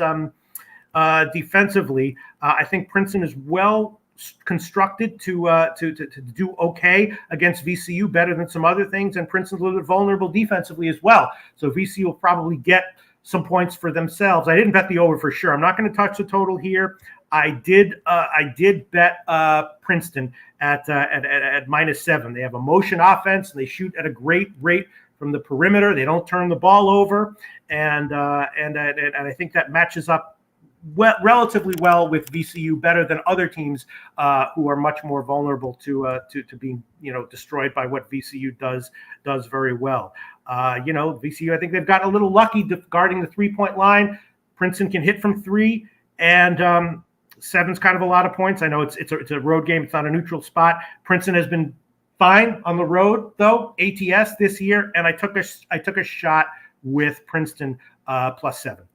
And I'll probably be on the first half as well, at 3.5. Did you want to make that an official pick here? Yeah, you can go ahead and make that official. And really, I should be like giving the first half and full game plays on all this. I just don't want to take too long and have to write down all these plays. But yeah, all right. Don't worry about that. All right. Okay. Yeah. Make it both. I'm seeing. I don't know what the hell are we seeing here? +7, -110, and first half for Princeton. what the hell is the line here? Doing analysis, line shopping, and everything. Yeah, I'm seeing 3.5 minus 113, but at Heritage, I'm seeing 3.5 minus 105, and I'm seeing 4 minus 117. Let's make that the play. First half plus 4 minus 117, and the full game plus 7 at whatever you can get. Okay, I will line shop for the plus 7. So we have Pistol P. Loshak double dipping here in the first game of the NIT. You know, after that little, we can't get a book that's working for us here consistently. After the little mess up from Action, I'm going to go back to our old haunt that we spent time with the Costa Rica, see if they can. You can just make it plus 7 minus 110. Whatever. You are in. Next up, we have Belmont Bruins, 7 p.m. Eastern. Belmont Bruins 25-7 at Vanderbilt Commodores 17-16. We're at Memorial Gym in Nashville, Tennessee. Belmont lost in the semifinals of the Ohio Valley Conference Tournament 53-51 to Moorhead State. It was not a good year for Belmont, and it really came to a head when Murray State destroyed them by 30 points. Vanderbilt lost in the SEC quarter 77-71 to Kentucky, but they fought hard. They opened up as 4.5-point favorites. That's dropped to 3.5, and Pinnacle opened this total at 143. It shot all the way up to 148. Pete, take it away. More NIT action, Belmont Vanderbilt. Yeah, this I want to look into a little bit more. I don't relish betting against Vanderbilt, but my numbers and my thoughts on likely motivation here would lean towards Belmont plus 4.5. It's not quite as good of a Belmont team as we've seen in the past, but I didn't bet it yet, and I might not, but I am going to try to find some time to look into it more in depth by tip. Leaning Belmont for sure. Obviously, it's a rivalry. They're very close to each other. Vanderbilt's a quality team, and I've done pretty well betting on them in spots, although I lost on this show with their game against Florida. Definitely leaning Belmont getting 4.5, but I haven't bet that one yet, and it's close. Not a huge edge, but a lot of comments that are coming in that I'm not going to comment on right now because we're pressed for time. But people are questioning whether the Tigers will come out flat after losing to Yale. I don't think so. That's a judgment call, though. It's possible, but I don't think so. Leaning Belmont here, but I haven't bet it. Our old friend Brandon Cummings in the chat saying hello to you. Brandon Cummings. Old friend. Oh, shit. It's down to 3.5. Look at that. Yeah, I should have bet it. Right. Yeah. Wow. Okay. I think Belmont's the play, even at 3.5. Wow. And Pinnacle just moved it to 2.5. All right, great. 2.5 Belmont's play. Yeah, definitely leaning Belmont, and I might bet it at a shitty line. Definitely going to be looking at it live in second half, though. All right, next up, 7 p.m. Eastern, Missouri State Bears. Deacon Mike made a lot of money off Missouri State team total overs, and he got us on them as well. 23-10 at the Oklahoma Sooners, 18-15. Lloyd Noble Center in Norman, Oklahoma. One. Let's see what we are dealing with here. We have Oklahoma opening up at 6.5-point favorites. It's moved to 5.5. This total opened up at 142. It's now at 139 or 139.5. Deacon Mike says, bet Missouri State team total over 66 last night. Missouri State has only had one game this season where they scored under 66.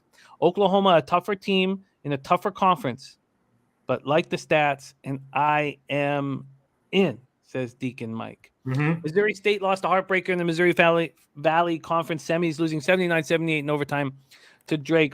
After shocking Baylor 72-67 in the quarters of the Big 12, Oklahoma lost a heartbreaker 56-55 to Texas Tech in the semis of the Big 12. Take it away here, Pete. Missouri State, Oklahoma.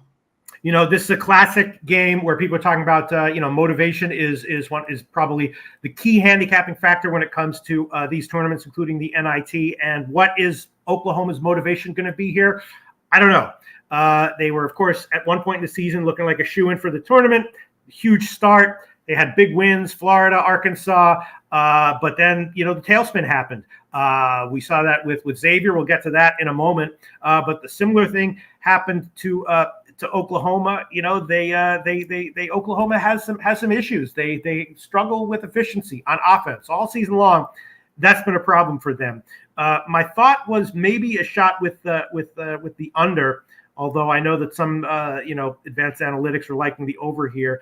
And Missouri State, I have to assume, is going to come to play. So I would be leaning Missouri State first half and full game. Oklahoma, very talented team, though, obviously high ceiling, right? So if they come to play fully motivated, they could easily get a dominant win. But I'm guessing it's going to be a slower pace than the numbers would predict, and I'm guessing that Missouri is more likely to be fully motivated than Oklahoma. And even if Oklahoma is fully motivated, I think Missouri State can probably hang at least for a half. So definitely leaning Missouri State here, first half and full game, but I'm not going to bet it. According to Sports Insights, just 2,206 tickets in, and only the spread is being calculated. Spread bets on the money, or the cash in on the spread bets, and 82% of the cash thus far has come in on Missouri State. Very interesting. And what percent of the bets are on Oklahoma? Yeah, we don't have the ticket count yet, but that makes me think that the motivation factor, Sharp's really believing that a big advantage Missouri State here. Yeah, I mean, I might look at this a little bit more in depth and then close to tip think that Missouri State's a great bet. That kind of happened to me with the Princeton game. At first, I wasn't necessarily loving Princeton, but then I looked into it a little bit more, and I don't necessarily love it now, but I liked it enough to bet it confidently and give a couple of official plays on it. And that might happen here with Missouri State as well. It's just Oklahoma definitely has a high ceiling, big upside. They're one of those high ceiling, low floor, elite major conference teams, which is always a treacherous thing to handicap in the NIT. All right. And Slow Jam's Arsenal saying NIT rules are 4 10-minute quarters, right? More overs, and the shot clock, when you get the rebound, starts at 20. So there's more offense. And I'm sure that's gone into your capping. Yeah. Let's move on to 8 p.m. Eastern. Texas State Bobcats 21-7. North Texas Mean Green 24-6. We are in Denton, Texas, North Texas Coliseum for this one. We have North Texas opening up as 9-point favorites. That's dropped to 8.5 at a bookmaker. By the way, Pinnacle's moved that back to 3 in the Belmont Vanderbilt game. So it went to 2.5 just for a little bit, and then it's back at 3, Pete. The total opening up at 119 for this, now down to 118 or 118.5. Texas State comes in off a 79-72 loss to the Ragin' Cajuns in the Sun Belt quarters. And North Texas came in off that wildly low-scoring 42-36 loss. 42-36 loss to La Tech in the Conference USA semis. They shot just 24.1% from the field and 16.7% from 3. Pete, Texas State, North Texas, take it away. Yeah, this one is a complete pass for me. When I ran the numbers and looked at it a little bit in depth, just a lot of stuff that, I mean, North Texas, when they're on, is an elite defense, and it's likely to be, the super low total makes things wacky when you're doing analysis, because the value of each point is so unique compared to games with more normal totals, even a low total like 130 or something. So I'm not going to bet this one. I might look into live or second half betting maybe, but it's a pass for me. North Texas is a super impressive team. Obviously, it's a rivalry game. Texas State's going to give everything they have here. North Texas is probably going to play their signature brand of defense. I'm sorry, but this one's just a total pass for me. I'm very interested in your take. 9 p.m. Eastern with the Cleveland State Vikings. I know it was shock and awe how they lost badly, 82-67 in the Horizon League playoffs, right off the hop to Wright State. 20-10 on the year at Xavier. Musketeers 18-13. We're in Cincinnati, Ohio. Xavier coming off an 89-82 overtime loss to Butler in the first round of the Big East tournament. Xavier opening up as 12-point favorites. That's dropped to 11. This total is shooting up from 146.5 to 148, or even a 148.5 at Sports Interaction. Take it away here, Pete. Vikings, Musketeers. All right. Well, this one I bet pretty heavily. It's something that I assume lots of people would agree with. So I hope it's not one of those situations where, a ton of where everyone in the world is loving, some huge underdog line moves. And then it turns out that everyone in the world was wrong. But I was on him. I grabbed Cleveland State at when it was 12.5.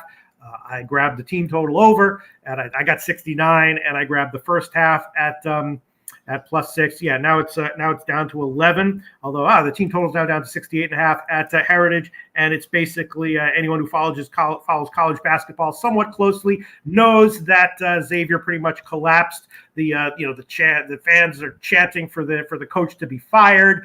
I think I lost live betting them in that Butler game because I was like, this team needs a win, and they just couldn't pull it out, making mistakes, letting teams back in it. They're just kind of a dysfunctional team. They got a lot of talent, so anything's possible. They could put it together and put up a 20-point win, and where did that come from? I don't know. I was on Cleveland State, and I lost, but they're a very dysfunctional team. Cleveland State, of course, does have talent. They're also senior laden. They've got a lot of veterans, so presumably they're going to come in and give a full effort. So even if Xavier suddenly has a better mental makeup for this game, maybe Cleveland State would still be the play that I would like. But very easy to fade Xavier in general right now, especially as a big favorite, especially when they're playing a veteran-laden squad that probably is going to come to play. So I bet it at 12.5. I think I'll give 3 plays officially here, Jim. Cleveland State first half, and the Cleveland State team total over. If you want to do some line shopping, we can. I'm rolling here. So you're going to move on the first half, the team total over, and the full game? Yes. Okay. So first half, I'm seeing Pinnacle 6.5 minus 112. I'm seeing that.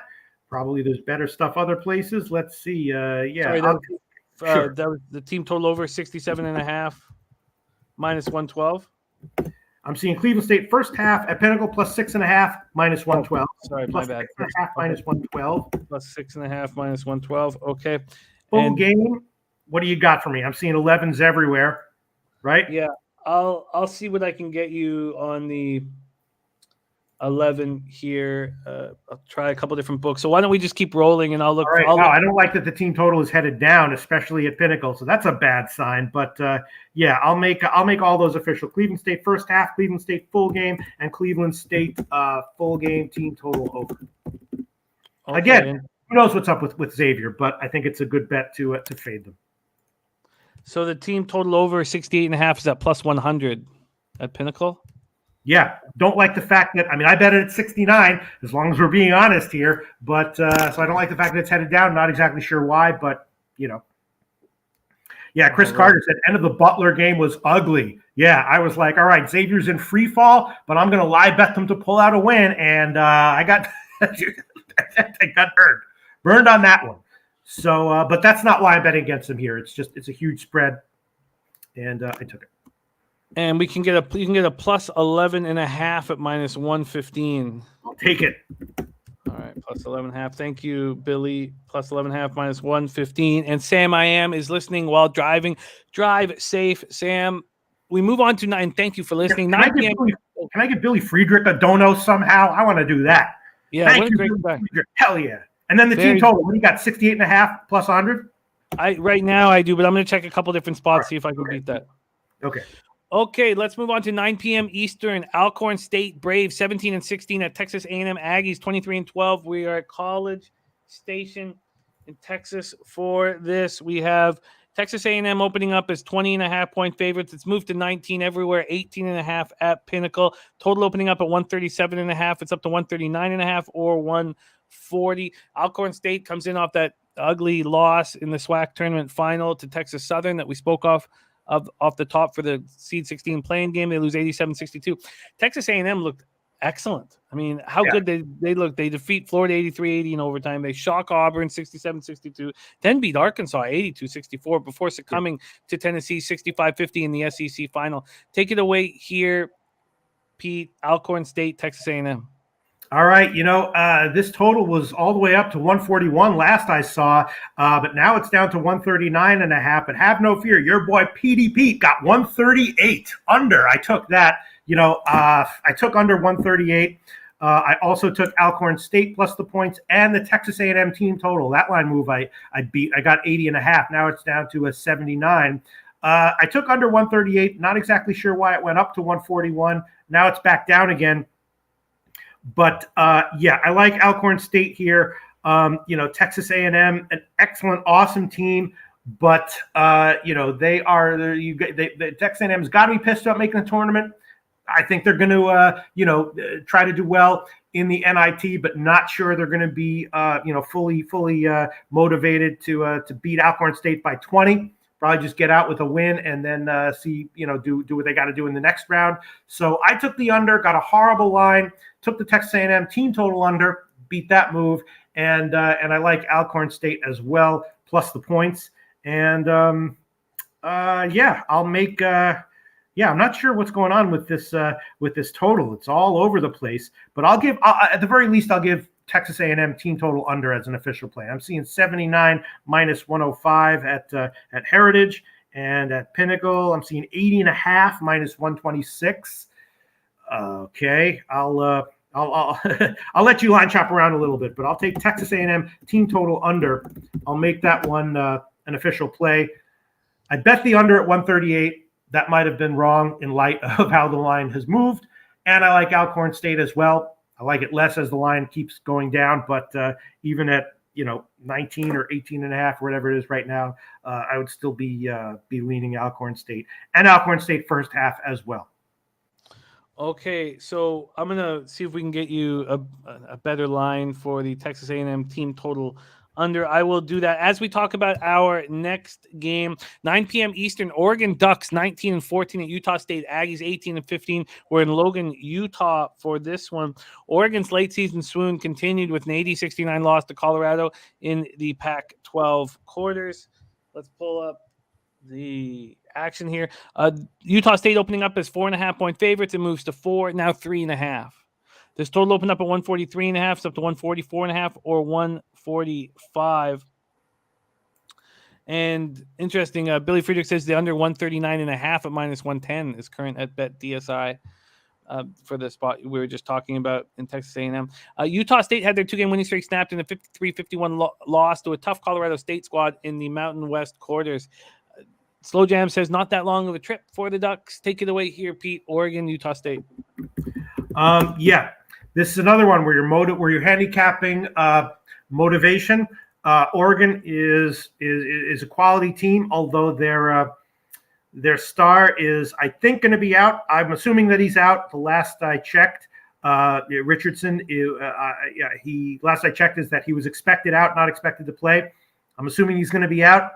If it'll change things, I guess, and the line will move if it turns out later that he's in. But all the information that I've seen is that he's out. Oregon, like many Pac-12 teams, very Jekyll and Hyde, right? You see that when I first started handicapping sports, 50 years ago, whenever it was, I noticed that there was wild, wacky stuff in the Pac-12 more so than other conferences, and that continues to be the case for me. That's just anecdotal, of course, but Oregon is definitely like that. Utah State is, I think, a little bit better than their analytics indicate that they're a little bit better team than I think they're maybe being given credit for right now. 4.5 is a lot of points, though. So maybe I'd make a safe play with the Utah money line at minus 200. Lean under. Definitely leaning Utah State to get a win. I haven't bet it yet. It's just tough for me to know how good Oregon can be. And to bet against them and give them 4.5 or 5 points, but definitely liking Utah State here, probably on the money line, and a lean to the under as well. I don't know if I want to make that official though. Let me see. It's just minus 180, huh? Yeah, I could be convinced to make Utah State minus 180 an official. Oh wow, minus 165. So money's coming in on Oregon. Line's moving the other way. Mm-hmm. Yeah, I kind of like Utah State here. I don't know if I want to make that official, though. I probably should. You know what? I'll make it official. Yeah, I'll take the money line at minus 165. I'm seeing that right now at Pinnacle. You can make that official. Utah State money line minus 165. All right, that is locked in. I'm having a tough time finding the right line for you for this team total with Texas A&M. I mean, the 79.5, but that's at minus 116. We got you offered 79 at minus 105. You found an 80.5 Minus 126, so that's a Pinnacle. Yeah. All right, just throw on 79 minus 105. That's at Heritage. We can just do that. All right, let's move on. We got a couple more games here before we get into the Basketball Classic, and we did want to really quickly go through the first round of 64 in the tourney, and we have 4 NBA games with Trot Wam joining us. So let's move a little quicker here. 2 games left in the NIT. 11 p.m. Eastern. Santa Clara Broncos 21-11.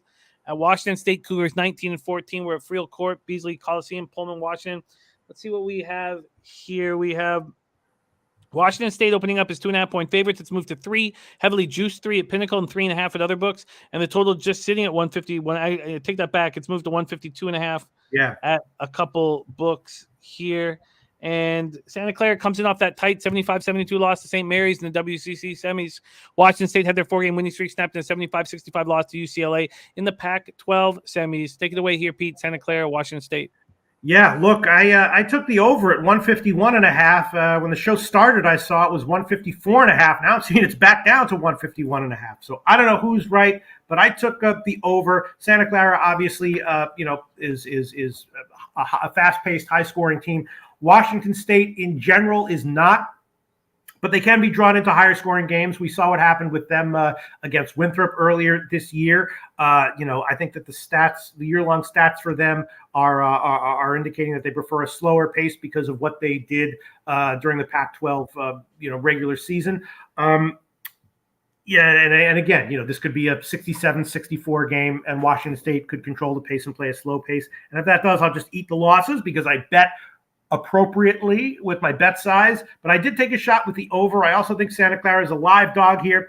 I took a shot with the Santa Clara team total over as well. Santa Clara doesn't really defend the 3 well, and Washington State, they kind of their threes didn't fall that much this year, but I think they should be a little bit better from the 3 in this game in light of Santa Clara's defensive deficiencies defending the 3, and Santa Clara should have a nice offensive game here. They played well against some tough WCC teams this year, so I think the Santa Clara is a live dog.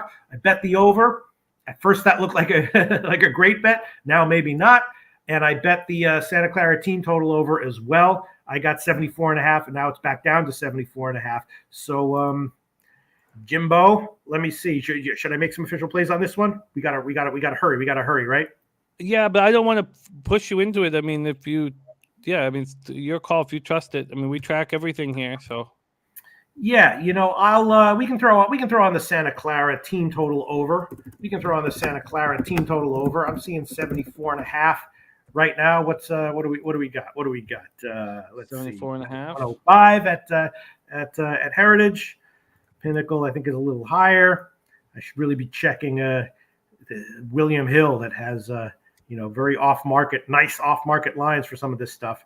But, I think Santa Clara is a live dog. Again, Washington State is a quality team, though, and it will come down to threes, as many of these games wind up doing. But I'll take a shot with the Santa Clara team total over 74.5 minus 105. I'm seeing that at Heritage. We can make that official. I bet the over. Haven't bet Santa Clara plus the points yet, though, although I would lean that way. Okay, we roll on. 11 p.m. Eastern. This is the last NIT game. St. Bonaventure Bonnies 20-9 at the Colorado Buffaloes 21-11. We are in Boulder for this one. We have Colorado opening up at -4. There are 3.5s on the board, but Pinnacle is still hanging the 4. It might have just switched back to 4. I'm not entirely sure. This total opened up at 137. It's now all the way up to 139. The Bonnies coming off their second loss in 3 games, 57-56 at home to St. Louis in the A10 quarters. Colorado had their 3-game winning streak snapped in an 82-72 loss in the Pac-12 semis. Interesting spot here, the Bonnies versus the Buffaloes. Yeah, I similar to the Utah State game, I definitely like Colorado here. St. Bonaventure, obviously a quality team, but, as we know, they don't have a deep bench. Now they're going on the road against a quality Pac-12 team. The Colorado, I bet on them many times down the stretch and generally did well with them. And again, it's if Colorado isn't hitting their threes, they'll lose. But statistically, they look like the better team on both ends of the court, and I like I like Colorado here. Let's see what the line is here. I like Colorado here. What is the line? Jimmy the bag. Let's see. Yeah, -4, -109. The money line is -172. Let's see what Heritage has here. 3.5 -170. What do you think of what Slow Jams is saying? Buffalo strong home court. Bonnie's travel cross country on 1 day notice. Says Colorado by 8 or more. It's not a good spot for St. Bonaventure, but of course, if they're playing a shitty team, that wouldn't matter that much. But they're not. If they're playing an unmotivated team, that also wouldn't matter that much. I think that Colorado at home here will be motivated to get this one. Although it's possible that they won't.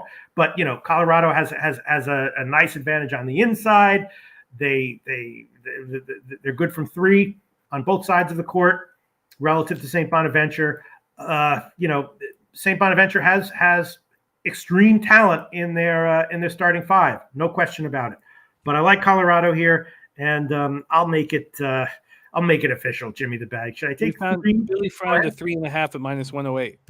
Yeah, that's at Heritage. Or I could do in between like a massively safe play and maybe take like -3 at -122. I think I'll do that. Let's see what Pinnacle has for -3, -123. Geez. You know what? I'll take -3, -122. We're going a little bit haphazard here with so many games. So that's what I'll do. Colorado -3, -122. Okay. I definitely like Colorado here at 3.5 as well as the money line.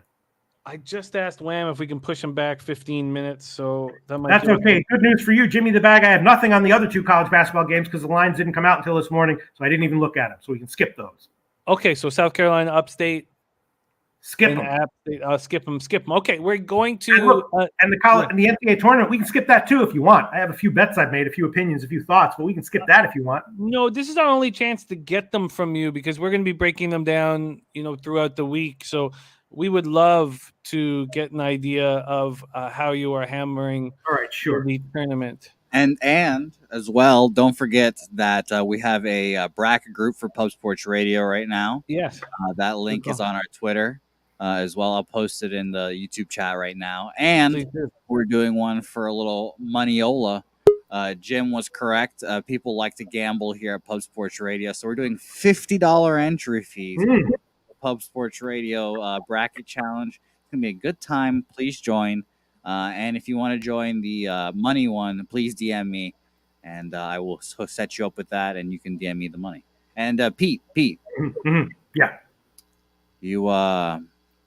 I'm not going head-to-head against you on anything. Just put that. Are you coming to Pumpapalooza? Oh, I can only think about the tournament right now. I can't even think about San Antonio or BBWs or nothing. I can only think about the tournament right now. Okay, I have one more question for you then. Okay.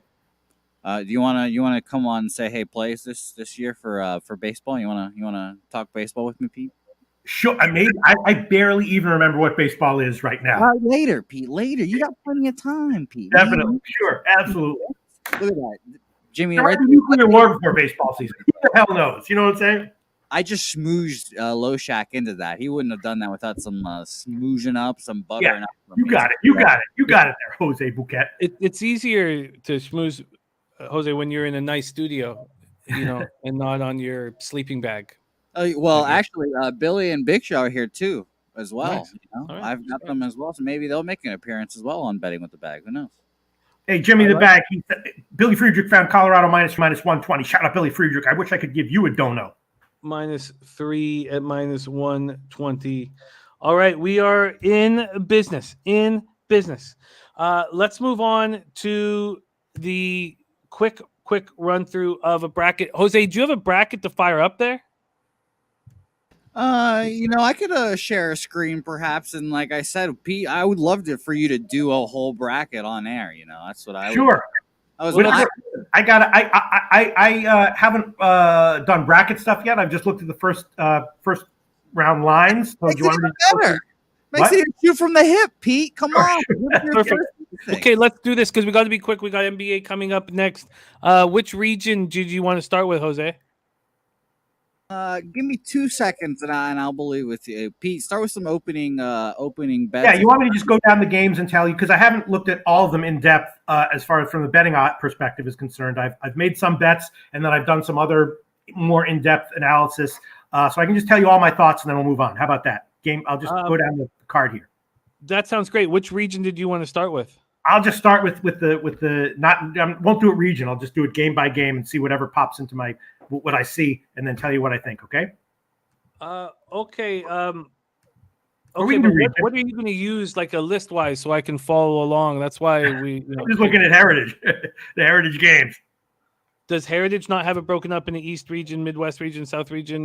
No, they do. They do. All right, let me pull up a bracket and we can do that. Let me pull up a bracket. Okay, you guys stalled enough. You guys are wonderful people. Thank you for stalling so elegantly. Lovely bracket from Espen right here now, and we'll start with the West. There you go.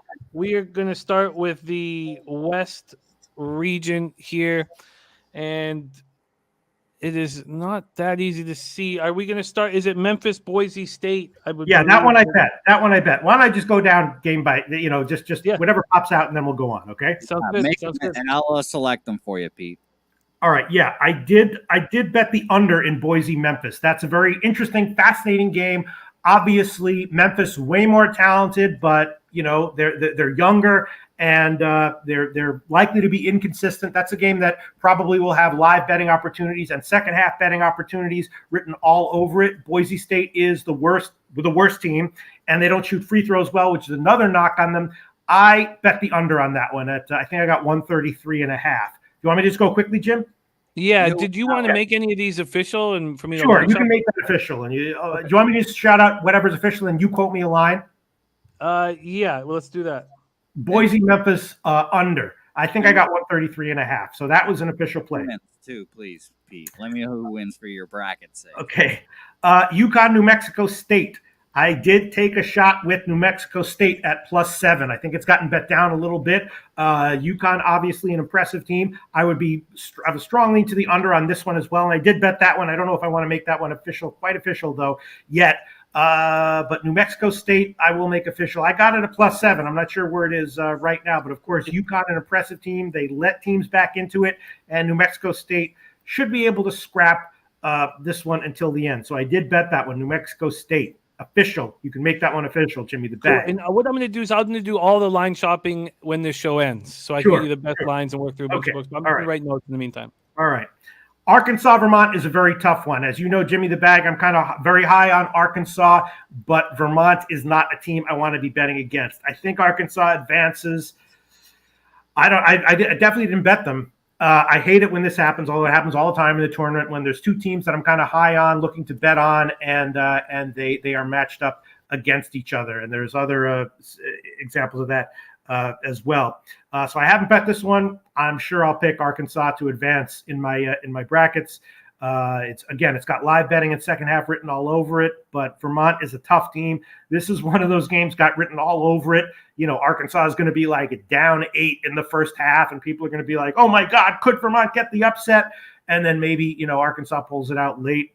Really don't want to bet against Vermont here, but I loved Arkansas in general. So that's a pass for me. Rutgers, Notre Dame. I haven't looked into that too in depth. I'm going to. My first thought is Notre Dame. Notre Dame is, they're very similar teams, kind of rugged, not quite as athletic as other teams. And I think Notre Dame has a small edge. The line is close. So I like Notre Dame. Can't make that official yet because I haven't looked into it in depth. Texas Tech, Montana State. I did bet Montana State first half and full game. Texas Tech is awesome. They could make another run to the Final Four. Would not be surprised. They do sometimes not show up offensively. I could easily see this one being like, Montana State up by 2 at the half, and people are like, oh my God, is Texas Tech going to lose? And then they come back and win the second half big and almost cover, but wind up winning by like 13. And then Montana State gets the close cover. But I like Montana State first half and full game. Michigan State, Davidson, very interesting. I haven't done in-depth research into that, but regular viewers of this show will know that Michigan State is a team that I was kind of down on for a while. They were statistically worse than what their record was showing. And I kind of called for some regression in that Iowa game where they got blown out against Iowa. I didn't wind up making the Iowa team total over an official pick, which was what my bet was. But I mentioned that I definitely didn't want Michigan State even getting all those points. I want to look into this one a little bit further. Haven't bet it yet with a line close to pick 'em. I'll probably, we're not going to see that much movement outside of like 1 or 1.5. But my initial thought, if you gave me a free bet right now, I'd take Davidson. Duke Fullerton, I'm kind of down on Duke heading into the tournament, but I'm not going to talk about that.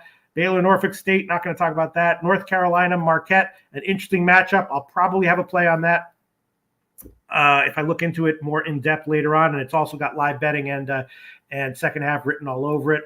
But, pass on that one for now. I did take a shot with Akron plus 14 against UCLA. I don't know if I want to make that one official yet, but I did bet it. Texas, Virginia Tech. I have to look into it more in depth, but I already bet Virginia Tech. Virginia Tech might have a little bit of Oregon State from last year written all over them.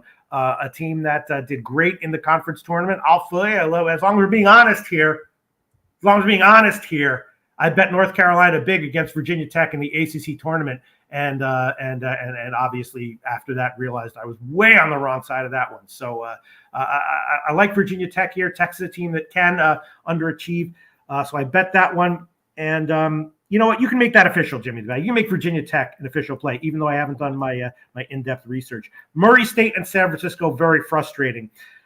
I don't want to bet against Murray State, but San Francisco is a team that I think is significantly better than their your record shows. Their analytics, their advanced analytics are really good. And if you look at teams like Santa Clara, teams did poorly against San Francisco that did better against other WCC teams. So that one, it's just frustrating that San Francisco is matched up against Murray State. I was hoping to bet San Francisco in some capacity, but I haven't bet that one yet. Then moving on, let's see. I haven't done as much research. Houston UAB. I haven't bet it yet, but I'm leaning UAB for sure. Colorado State, Michigan, no opinion as of right now. Going to look into it. Moving on down the line, I bet the over in Iowa Richmond at 150.5. Of course, we know what Iowa does, and Richmond is deadly from three. I don't think Iowa's going to try to shut down their three-point shooting. I think Iowa's just going to try to outscore them, and I'll probably be on the first half over as well. I did bet the over in Iowa Richmond. You can make that one official as well, Jimmy the Bag. Over in Iowa Richmond. You can make that one official. Wisconsin Colgate is very interesting. I haven't bet that one yet. I can tell you right now, I'm thinking about Colgate first half. I want to look into it a little bit more. Probably leaning Colgate full game as well. Colgate very dangerous, and Wisconsin obviously an awesome team. But this is a classic tournament game where on paper you're like Wisconsin's awesome. They got Johnny Davis and Colgate. Yeah, they're good, but who are these people really? And then of course they're tied with 4 minutes to go, and you're like, damn, I should have fucking bet on Colgate. So leaning Colgate first half and full game. Haven't bet it yet. Other than that, I guess that's really all that I can tell you right now. Those are all my thoughts as of right now for the NCAA tournament. Jimmy the Bag. So to confirm official plays that I will be line shopping for, the under in Memphis, Boise State, New Mexico State, Montana State first half full game, Virginia Tech in Iowa, Richmond over. Yes, I don't know about that Montana. All right, for Montana State, just go with first half, okay? Just first half, not a full game. All right, 5 official plays for Pistol Pete in the first round of the NCAA. And Virginia Tech, you got that one, right? Yes, I do. Yeah. Okay, all right. NCAA tourney.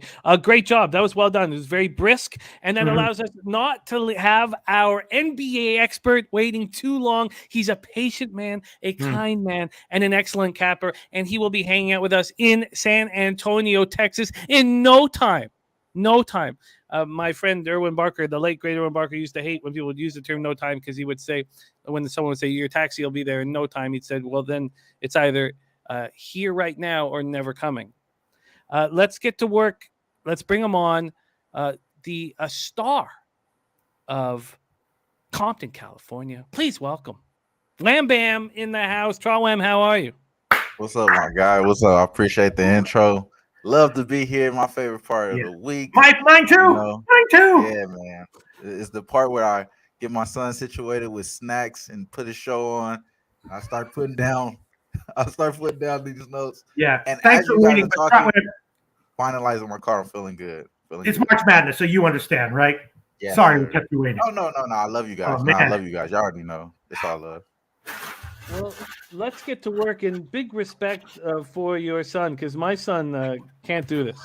What your son does, my son will not sit practice. back. He get practice. Yeah, it's okay. Well, let's get right to work here. Wham Bam. 4 games on the card. Let me go to all markets and let's get to work. You had a nice week last week. Let's make it 2 in a row. We're going to start with the Memphis Grizzlies. 47-22, 23-12 on the road at the Indiana Pacers, 23-46, 15-19 at home at Gainbridge Fieldhouse in Indianapolis, Indiana. Memphis 4-1 over the past 5, 4th in pace at 102.80 possessions game, while the Pacers 1-4, 11th in pace at 100.10 possessions a game. The Grizzlies opened up as 9.5-point favorites. They're down to 7-point favorites. This total opened up at 234 and is now at 235. And Jason Turgi says, today is my 40th birthday, guys. Any chance of a birthday pick? That's yes, there is a chance. All right, you'll get a pick. Happy birthday, Jason Turgi. Absolutely. And that's I like that one, but I like this one a little better.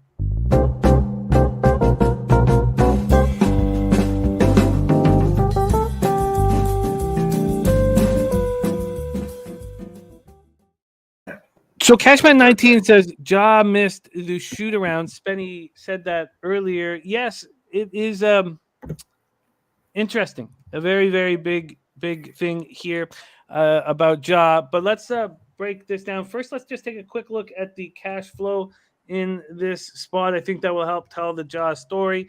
We have 77% of the tickets on the Grizzlies and just 40% of the cash. Wow. And Mally Mal says my birthday was Feb 28th. Says, can I get a pick?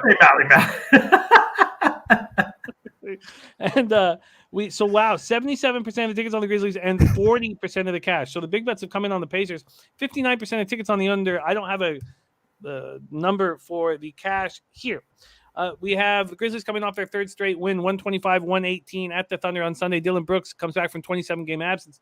Left ankle sprain, 15 points, 4 assists, 26 minutes. They've won 21 of their last 28 road games. Desmond Bane, 21 points, and scored in double figures in 6 straight. I wonder how much that will change with Brooks back.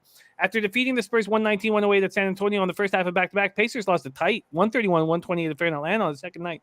On the second half, their back-to-back on Saturday night. Tyrese Halliburton and Buddy Hield each go for 25, and they did that with only 8 players available. Duarte sore left big toe, Badadzi sore right foot, Lance Stevenson, who cares? Pistol, take it away here first, and then we'll hand it over to Wham Bam. Any thought here on Grizzlies Pacers? Yeah, these Pacers shorthanded, but the young guys are getting a chance to play, just like the Kings in the NHL, right? Memphis, I'm scared of fading right now, but full game. But Indiana, first half, first quarter, got to be a play, I think. Let's hear what Wham has to say. Ja being doubtful is probably not going to play, and when this team does not have Ja, it does seem like they've still been able to pull it out and win. Memphis is 12-2 without Ja straight up for the season, 11-3 ATS, so they still cover spreads here so far, but this is a different team. This is the first meeting as well with the Pacers. It's kind of interesting. I really want you to repeat the line. I think you said it was interesting as far as the money, and 40%, I believe you said, of the cash is on the Pacers, or was that? No, it's the other way around. 77% of the tickets on the Grizz and 40% of the cash. Big bets coming on the Pacers. Yeah, and I think as they should, man. I think Goba Batase is really hurt. You get game time decision with that foot injury. You injure the foot. I don't think you're going to probably play that much. And like you mentioned, Pete, a lot of these younger guys are actually playing. One of the guys that's going to benefit with Batase out is Isaiah Jackson.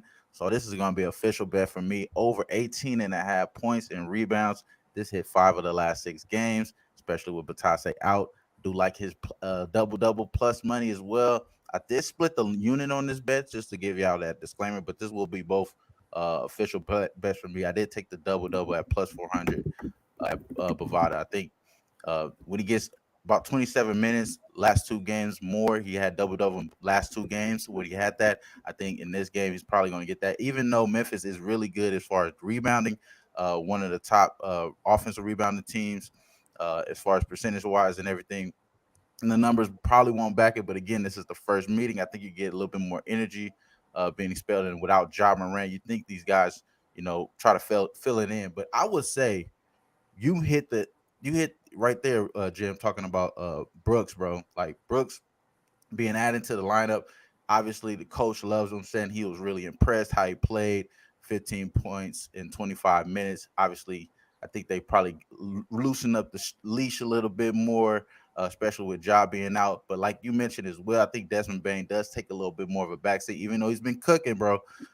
Shooting about 40%, 46% from a field, 48% from three. You know what I'm saying, over the last few games.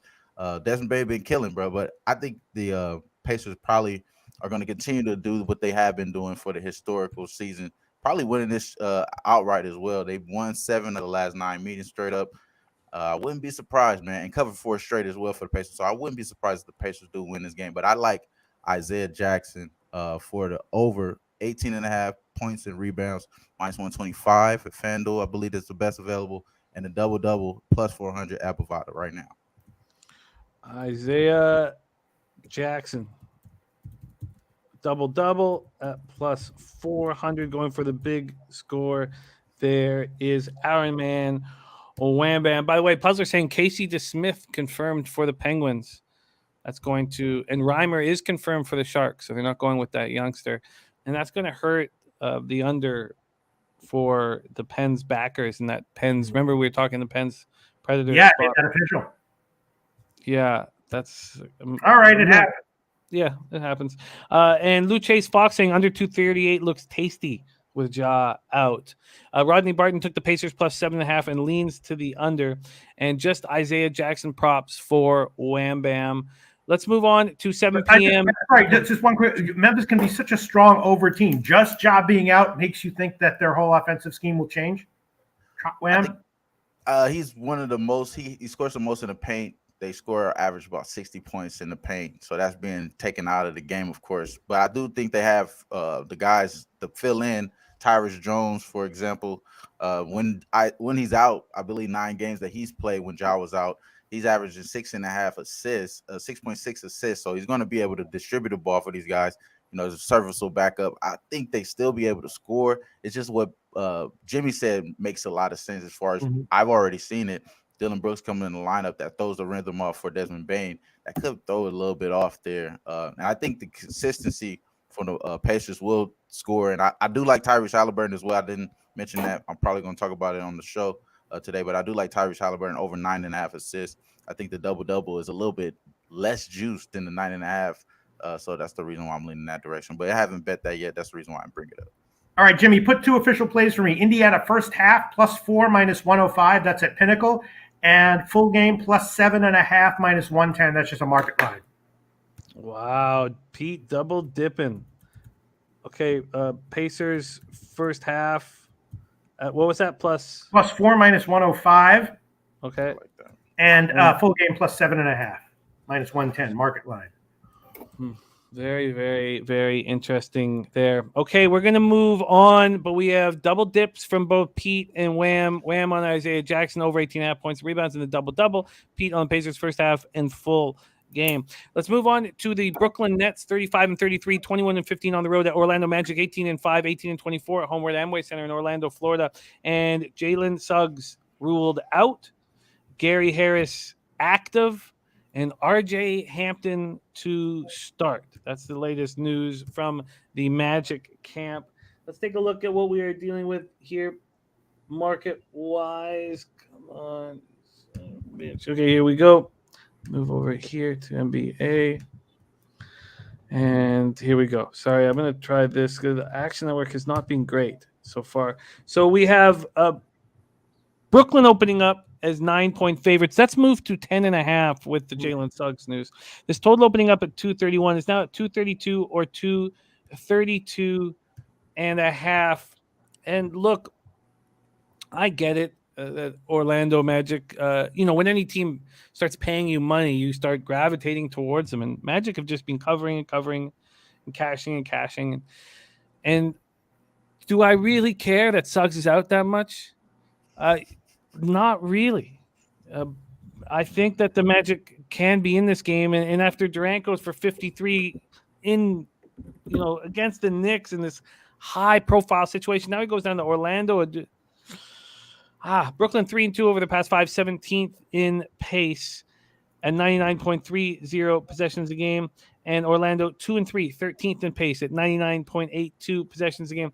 Brooklyn comes in off their third straight win, 110-107 at home over the Knicks on Sunday, 53 points for Durant.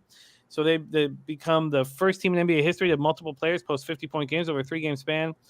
Drummond 18-10, Brown 15, 7-5, and Curry.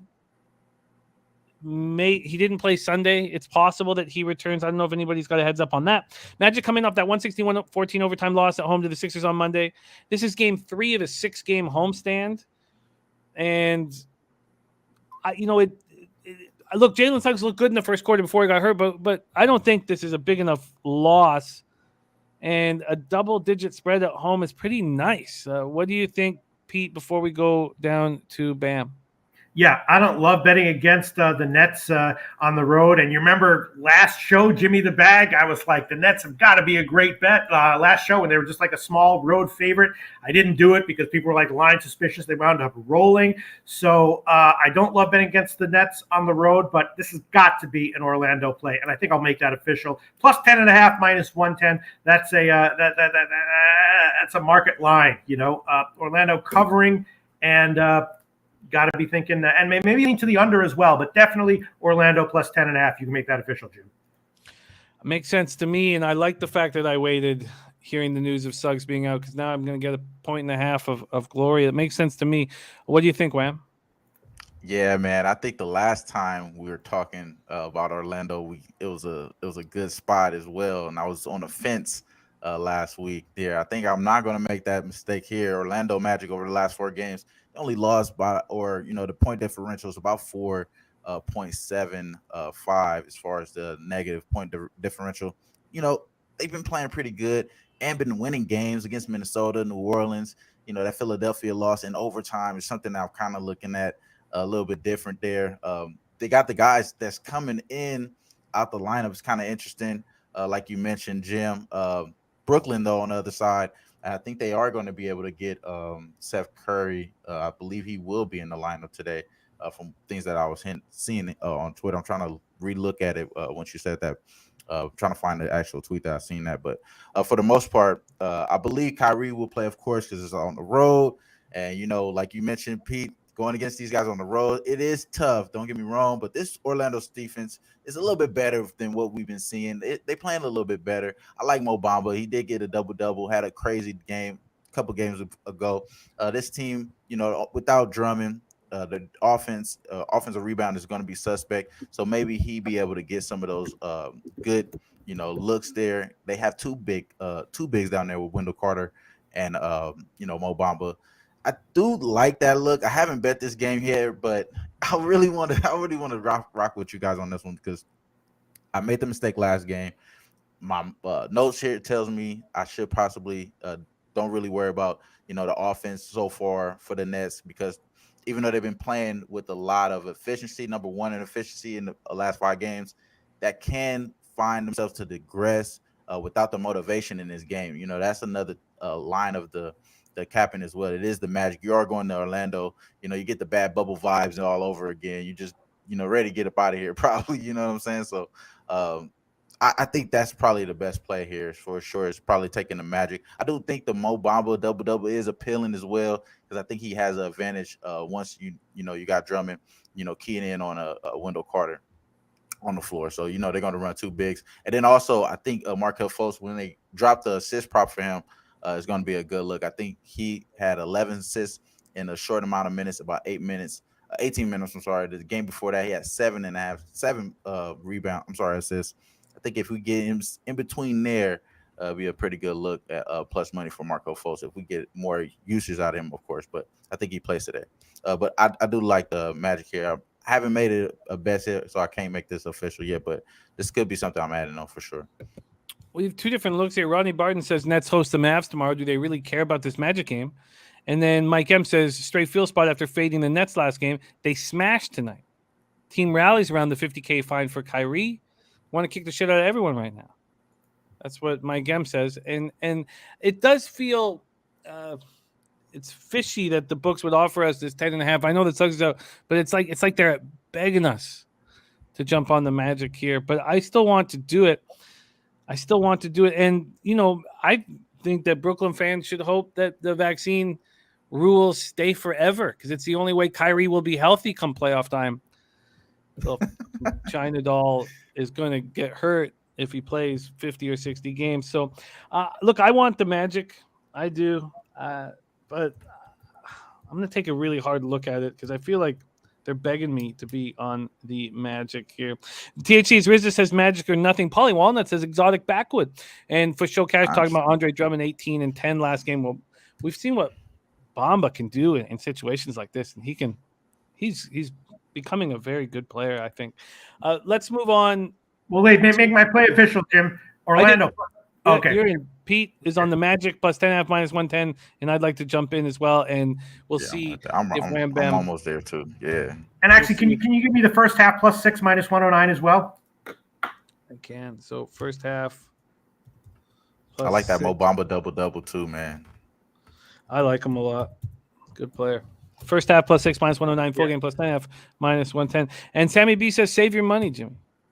Thinks that Brooklyn's just going to go in and drop sack on chin. That's what Sammy, and he didn't say that, but I know that he's inferring it. Let's move on to 7:30 p.m. Eastern. Detroit Pistons 18-50, 7-27 on the road at Miami Heat, 45-24, 24-9 home at FTX Arena in Miami, Florida. Detroit 2-3 over their past 5, 28th in pace at 94.73 possessions a game, while Miami 3-2, 22nd in pace, 97.90 possessions a game. And by the way, cash-wise, the big bets are in on Brooklyn. 58% of the tickets, 69% of the cash. And then 35% of tickets on the under and 65% cash on the under. And Sammy says the Raps dropped sack on Lakers chin last night. Orlando first half minus 103, Jimmy the bag. Oh, beautiful. Yeah, it's been a sackathon for the Raps the last 3 games, just going up to all these teams that used to bother them in the Western Conference, and now we're not scared of them at all. And Lou Chase also says, save your money, don't trust the Magic. And Mike M says, Pistons first half 9-0-1 against spread, first half last 10, NBA best. Hard to move any place else, says Mike. 68% of the tickets right now on the Pistons. I don't have the cash numbers yet, but 43% tickets on the under, 97% cash on the under. So a lot of cash on the under here. Okay, so sorry, let me move over here. Pistons coming off their third straight loss, 106-102 at home to the Clippers on Sunday. Cunningham rolling right now. I check every day to see if anybody will respect Scotty Barnes in the Rookie of the Year race, and it's off the board, and that's the best thing for me because they have no respect for him, and it makes me angrier and angrier. And everyone now talking about Cade. Look, he's going to break the rookie franchise record for the Pistons, going for his 8th straight game of 20+. That's impressive. And since February 16th, they're 6-5. Heat coming off their second loss in 3 games, 113-104 at home to the Timberwolves on Saturday. Jimmy Buckets has missed 2 of Miami's past 3 games. He missed the sinus issue, and then he missed Saturday's loss to Minnesota with the toe injury. And Victor Oladipo also missed that Minnesota game. And Caleb Martin is questionable with a knee injury. Take it away here, Pistol, and then we'll hand over to Wham, Pistons Heat.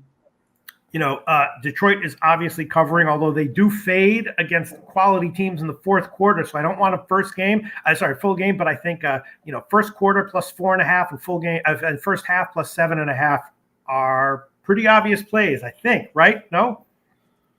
Let's see what Wham says. I'm sorry. Say it again, Pete. First quarter and first half. First quarter and first half. Even for Detroit, even with Butler back. Yeah, you know what? It's tough to take Detroit. They got Cade questionable now with the illness. Like you said, he's been cooking, man. Like I seen him questionable. I'm like, damn, man, I'm thinking about taking Detroit. Detroit covered 8 of the last 10 games. First quarter, as far as the first half as well, 8 of the last 10 games as well. I just tough. It's tough to go against Detroit here. Even if Cade is out, I still think they may be able to keep up with this team here. But this Heat team, man, they are the elite on the defensive side. They already showing that they're getting right back to the well of things. I'm not gonna say Victor Oladipo looks great, but I mean, it is good to have somebody that you could just pull off the bench along with Tyler Hero like that. You know what I mean? So I don't want to go ahead and jump against this Heat team, but I think the Pistons are definitely the play here. I think the Pistons are the play, even if I don't think Cade will sit today. Coming up questionable with illness, like you mentioned, Jim. Only thing they have to ride for right now for the Pistons is Rookie of the Year. Try to get that for Cade. That'll be the successful season for them moving forward. Trying to build a culture there. I think they have Killian Hayes most likely playing here is probable. So that's the real reason why I'm thinking, if Cade is out, I'm maybe looking towards Killian Hayes assist, maybe looking towards Corey Joseph assist. Corey Joseph is, he got 6 assists last game. Without Cade in the lineup, it's going to definitely probably be able to get 6 assists again. And I was with him in the lineup. So I think that probably be a good look for here. But the Pistons may be the best bet in this game just based off of what they've been playing. Seem like they have something to play for, just keeping up with teams and playing up there since the All-Star break. They just been on a crazy streak here, so I'm not going against it. But I do think that Cade is out the lineup, probably looking more towards the props. Yeah, I didn't realize he was questionable. When did that come up? I didn't see that last night. Yeah, that was just before I hopped on here. That was just new news, guy. It was what the hell does that mean? Questionable illness. Yeah, with illness. Yeah, like you young, dude. Like that's what I'm saying. This is the Rookie of the Year race. The way I'm thinking when I seen it, I'm like, well, it's the Rookie of the Year race. Maybe this is a way they're moving lines, but I don't understand like some of these injury stats. I think he plays, but at the same time, got to think accordingly. Especially, I'm kind of glad I didn't bet the game yet. Based off of that news too. I mean, what does this usually mean with NBA in these days when someone's like suddenly listed as questionable like that? Does that mean that he's definitely out and they're just not telling you yet, or does that mean they're just throwing it up there for the hell of it and then he's playing and he's fine? He puts up 40. Yeah, I think it's a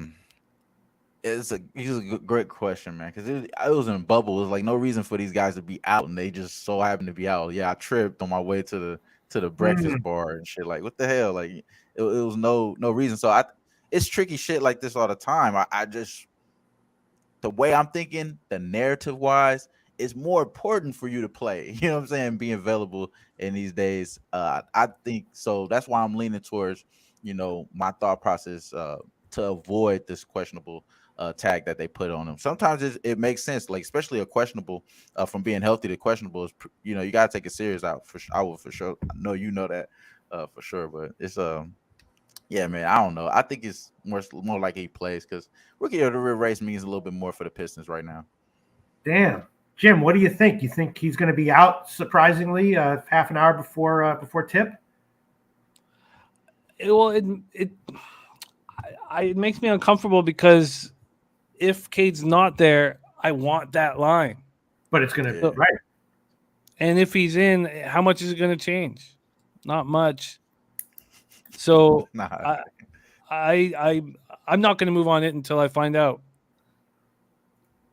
Yeah, that's probably right. The way I'm looking at it. All right. Well, we got to make it official. So I'll take Detroit first quarter and first half plus 4.5 minus 108 and first half plus 7.5 minus 105.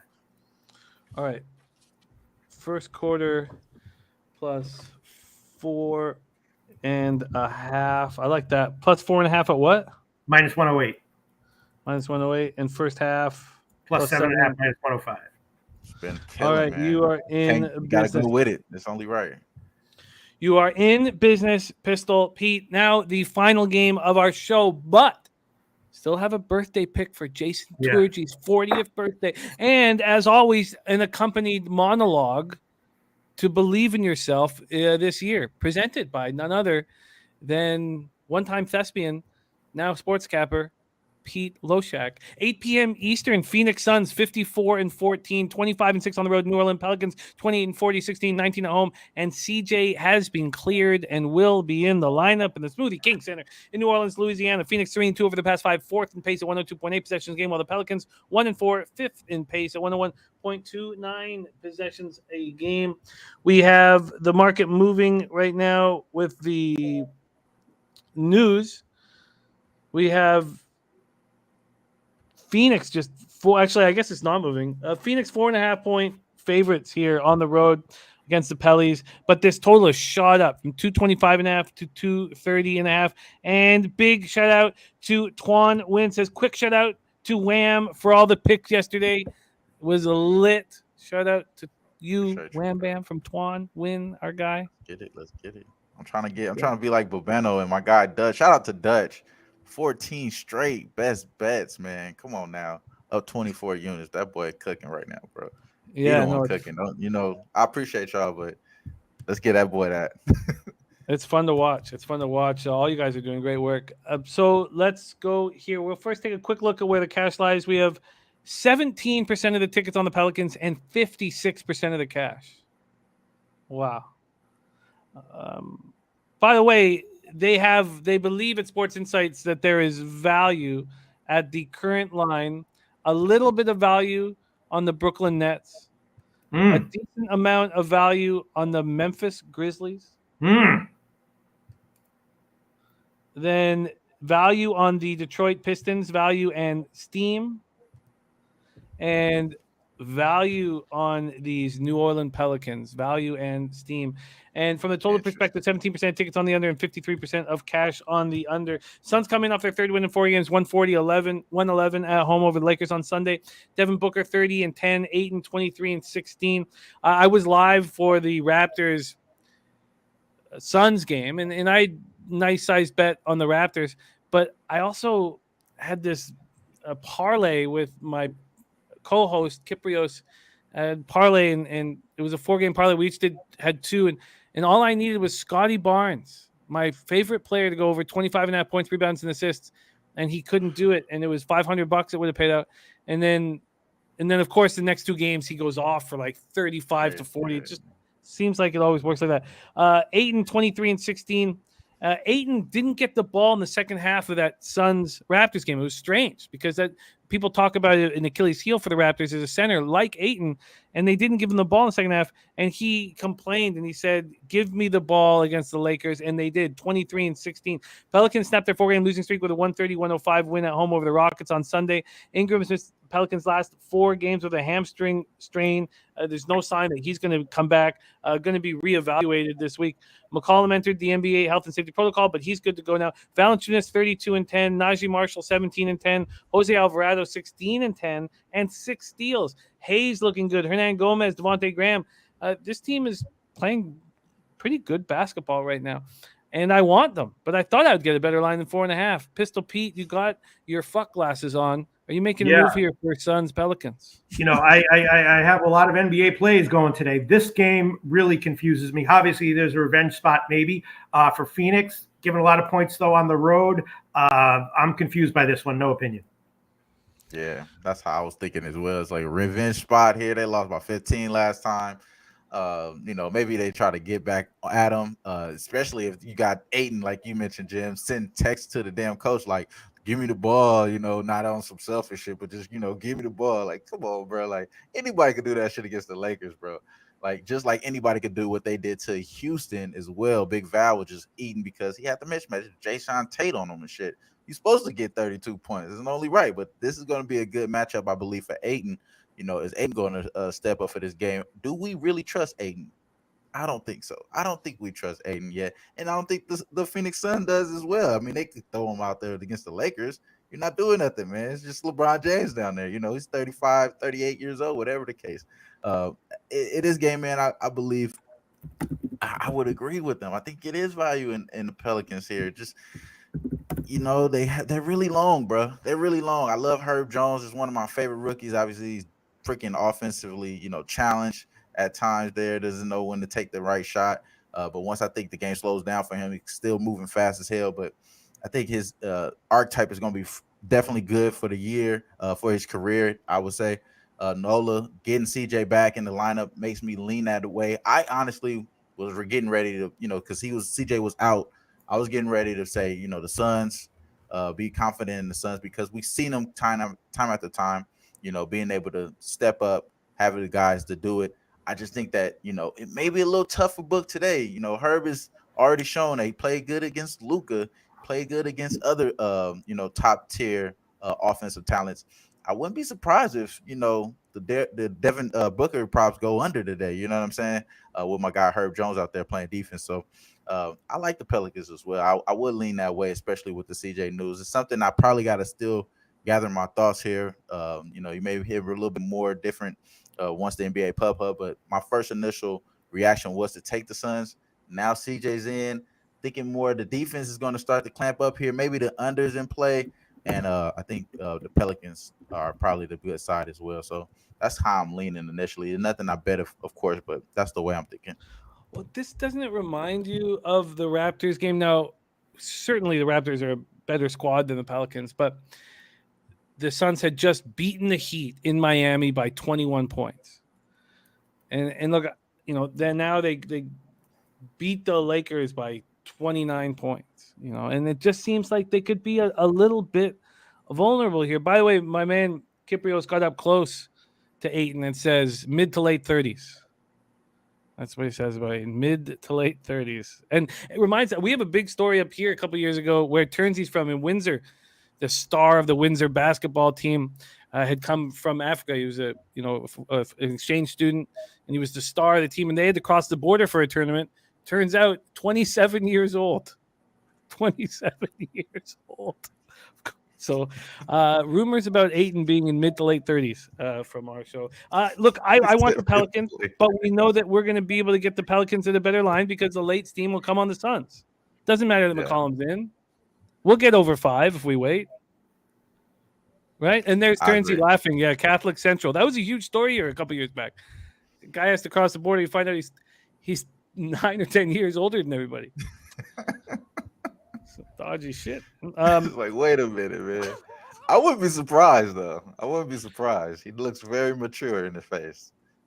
He does, yeah. He does. So I'm going to move on the Pelicans, but I will wait. I know the public. Well, I shouldn't say I know. I expect the public to be hammering the Suns at an under 5 points, especially after what they did to the Lakers. So I think this will be.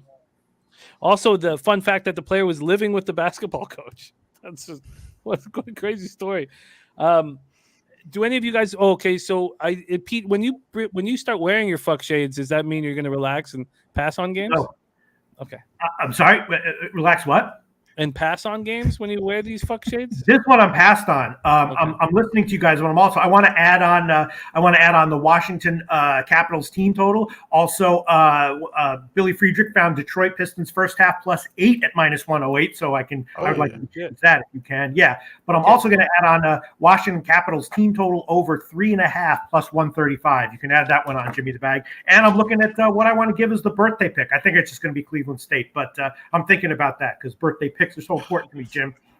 Yeah, and you know what's important to me though, and I don't mean to build it up too much though, but is to hear your inspiring monologue to the about believing. Okay, I'll give a monologue. We'll hear that. We'll get that too. Yeah, I got to think about what I want to say also. So let's get your Capitals. What is the Capitals team total over? 3.5 +135. With Varlamov in, at a plus line like that. Ooh. Okay, so sorry, Pete. Capitals team total over 3.5 at +135. Wow. Yeah. Okay, I like it. Okay. All right. So let's. Will you stick with us for the end of the show, Wham? For sure. You already know, man. It's all love, brother. All right. I love it. So let's just quickly review NBA action, and then we will have the birthday pick, and then we'll quickly review NHL and college basketball, and then move on. So we have in NBA for our guys, Pete is on the Pacers first half +4 and full game +8. Wham's on Isaiah Jackson over 18.5 points and rebounds and the double-double at +400.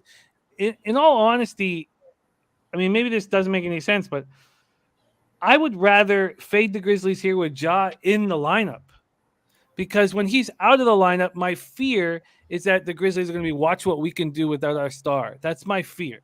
That's my They've been doing it, yeah. And if they have Ja, maybe they get a little lazy, They only lost 2 games without Ja, with 14 that they didn't have. I love that Pete's doubled up on the Magic first half full game.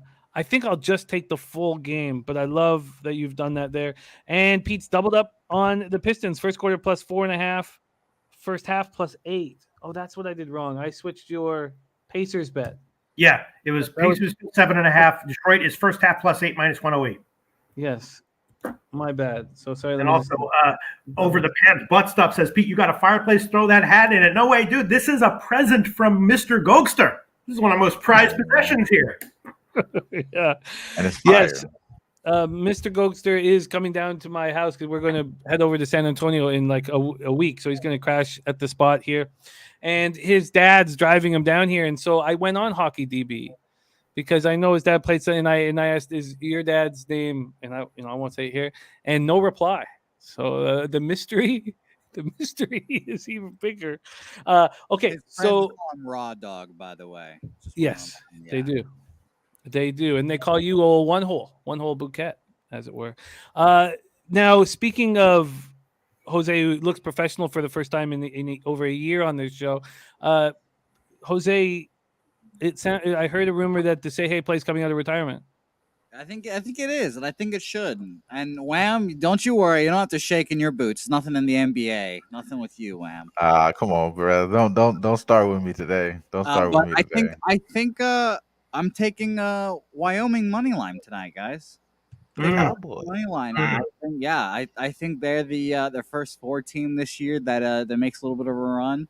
I also kind of like Rutgers as well, but this is the first one, obviously. So I'm taking Wyoming money line plus 165 on Bovada. So whoa, all right, Wyoming money line plus 165 on Bovada. So I like it. And look at that. Vincent Sigers, who's going to meet us. Vincent's going to meet us in San Antonio. And Cashman says it's that dirty water one hole's drinking. No, too early for one hole. He gets messy. He gets messy. I would be much more giggly, unfortunately. So we have Jason Turgey and Vincent both on a birthday today. So let's give Loshak the full screen for this. Inspiring full screen. Yes, I'm excited. Jimmy the Bag, I have to give a soliloquy about believing in yourself. Yeah. Is that what you said? Yes, that would be ideal, Pete. All right, Jason Turgey, believe in yourself because why not? And I know you're going to say, Loshak, you don't believe in yourself. Do as I say, not as I do. Okay. Have a great year, Jason Turgey. Don't watch too much BBW porn. I know you're going to say you watch BBW porn, Pete. Again, do as I say, not as I do. Okay. Happy birthday to you, Jason Turgey. Happy 40th birthday. Hope you have a great day, a great week, a great month, and a great year. Oh, God, I can feel it because all these picks, I kind of like them all, but they all could lose. Cleveland State is just such an obvious play right there, though. Cleveland State is just such an obvious play, isn't it, man? Is Xavier going to crack down on defense? I don't think so. Should I give the team total over or the Cleveland State plus the points? I'll say team total over. Cleveland State team total over 68.5. That is your birthday pick, Jason Turgey. Cleveland State team total over 68.5.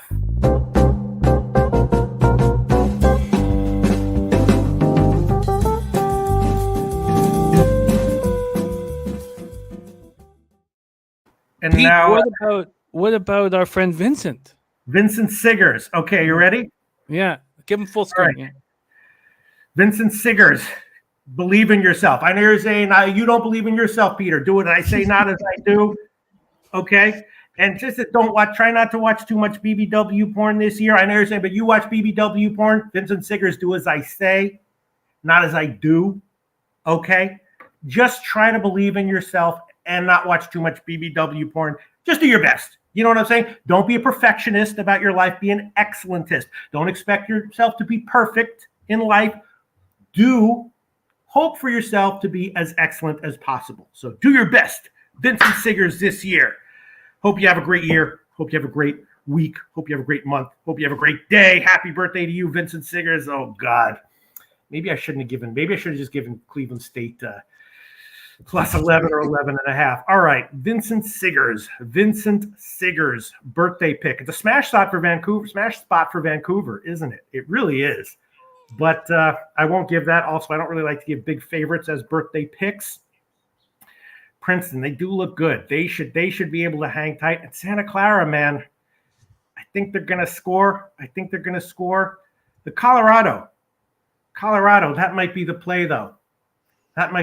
Colorado, that's a game going on today, right, Jimmy the Bag? It's the NIT game, right? Yeah. Colorado, so that could count. Oh, God. Colorado. Should I make that one the pick? Just give me a second here. I just want to give winners. That's all I want to give here. Winners for the birthday pick. Detroit first quarter plus 4.5. That looks great. That could be a birthday pick too, right? Even if Cade is out. Maybe better if he's out, right? First quarter. They'll come to play in the first quarter, even if he's out. Right, Jimmy the Bag? Mm-hmm. They'll come to play, won't they? Yeah, I like that play. I won't give that one as the official birthday pick. I will give God, it's either going to be Colorado or Princeton or the Texas Southern first half under. I'll make that one the official play. Is 63.5 still there? 63.5, we can still get that. Oh shit, 64. That's not good, right, Jimmy the Bag? It hasn't moved. I still like the breakdown. You do? You like the breakdown? Yeah. You like the breakdown, Jimmy the Bag. God, there's so much pressure. These fucking birthday picks. I think it's going to be a lower scoring game. I'll take first half under 64 as the official birthday pick for you. God, Vincent Siggers. There you go. That was a wild. That was the highlight when Pete talked about BBW porn. It's the highlight of any show. Pressure, Jimmy the Bag.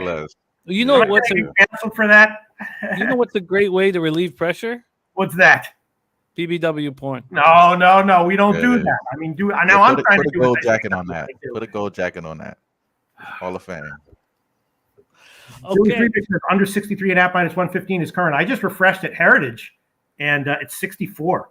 So I think it just got bet up like in the last couple minutes.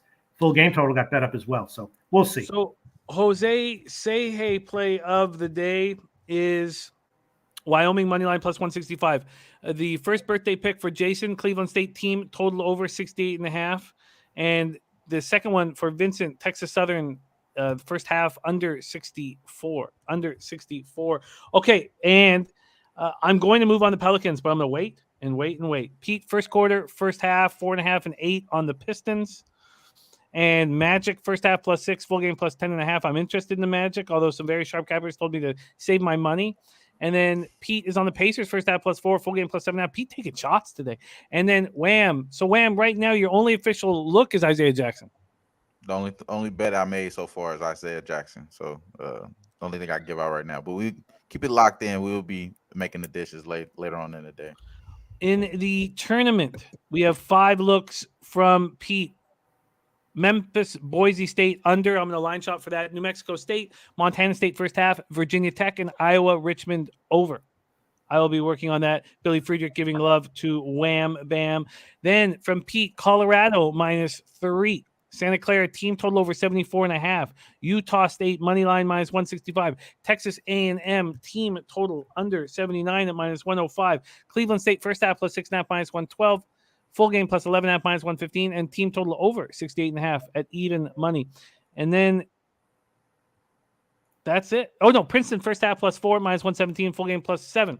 And then he's gone the first half under in that Texas A&M, Corpus Christi, and Texas Southern spot.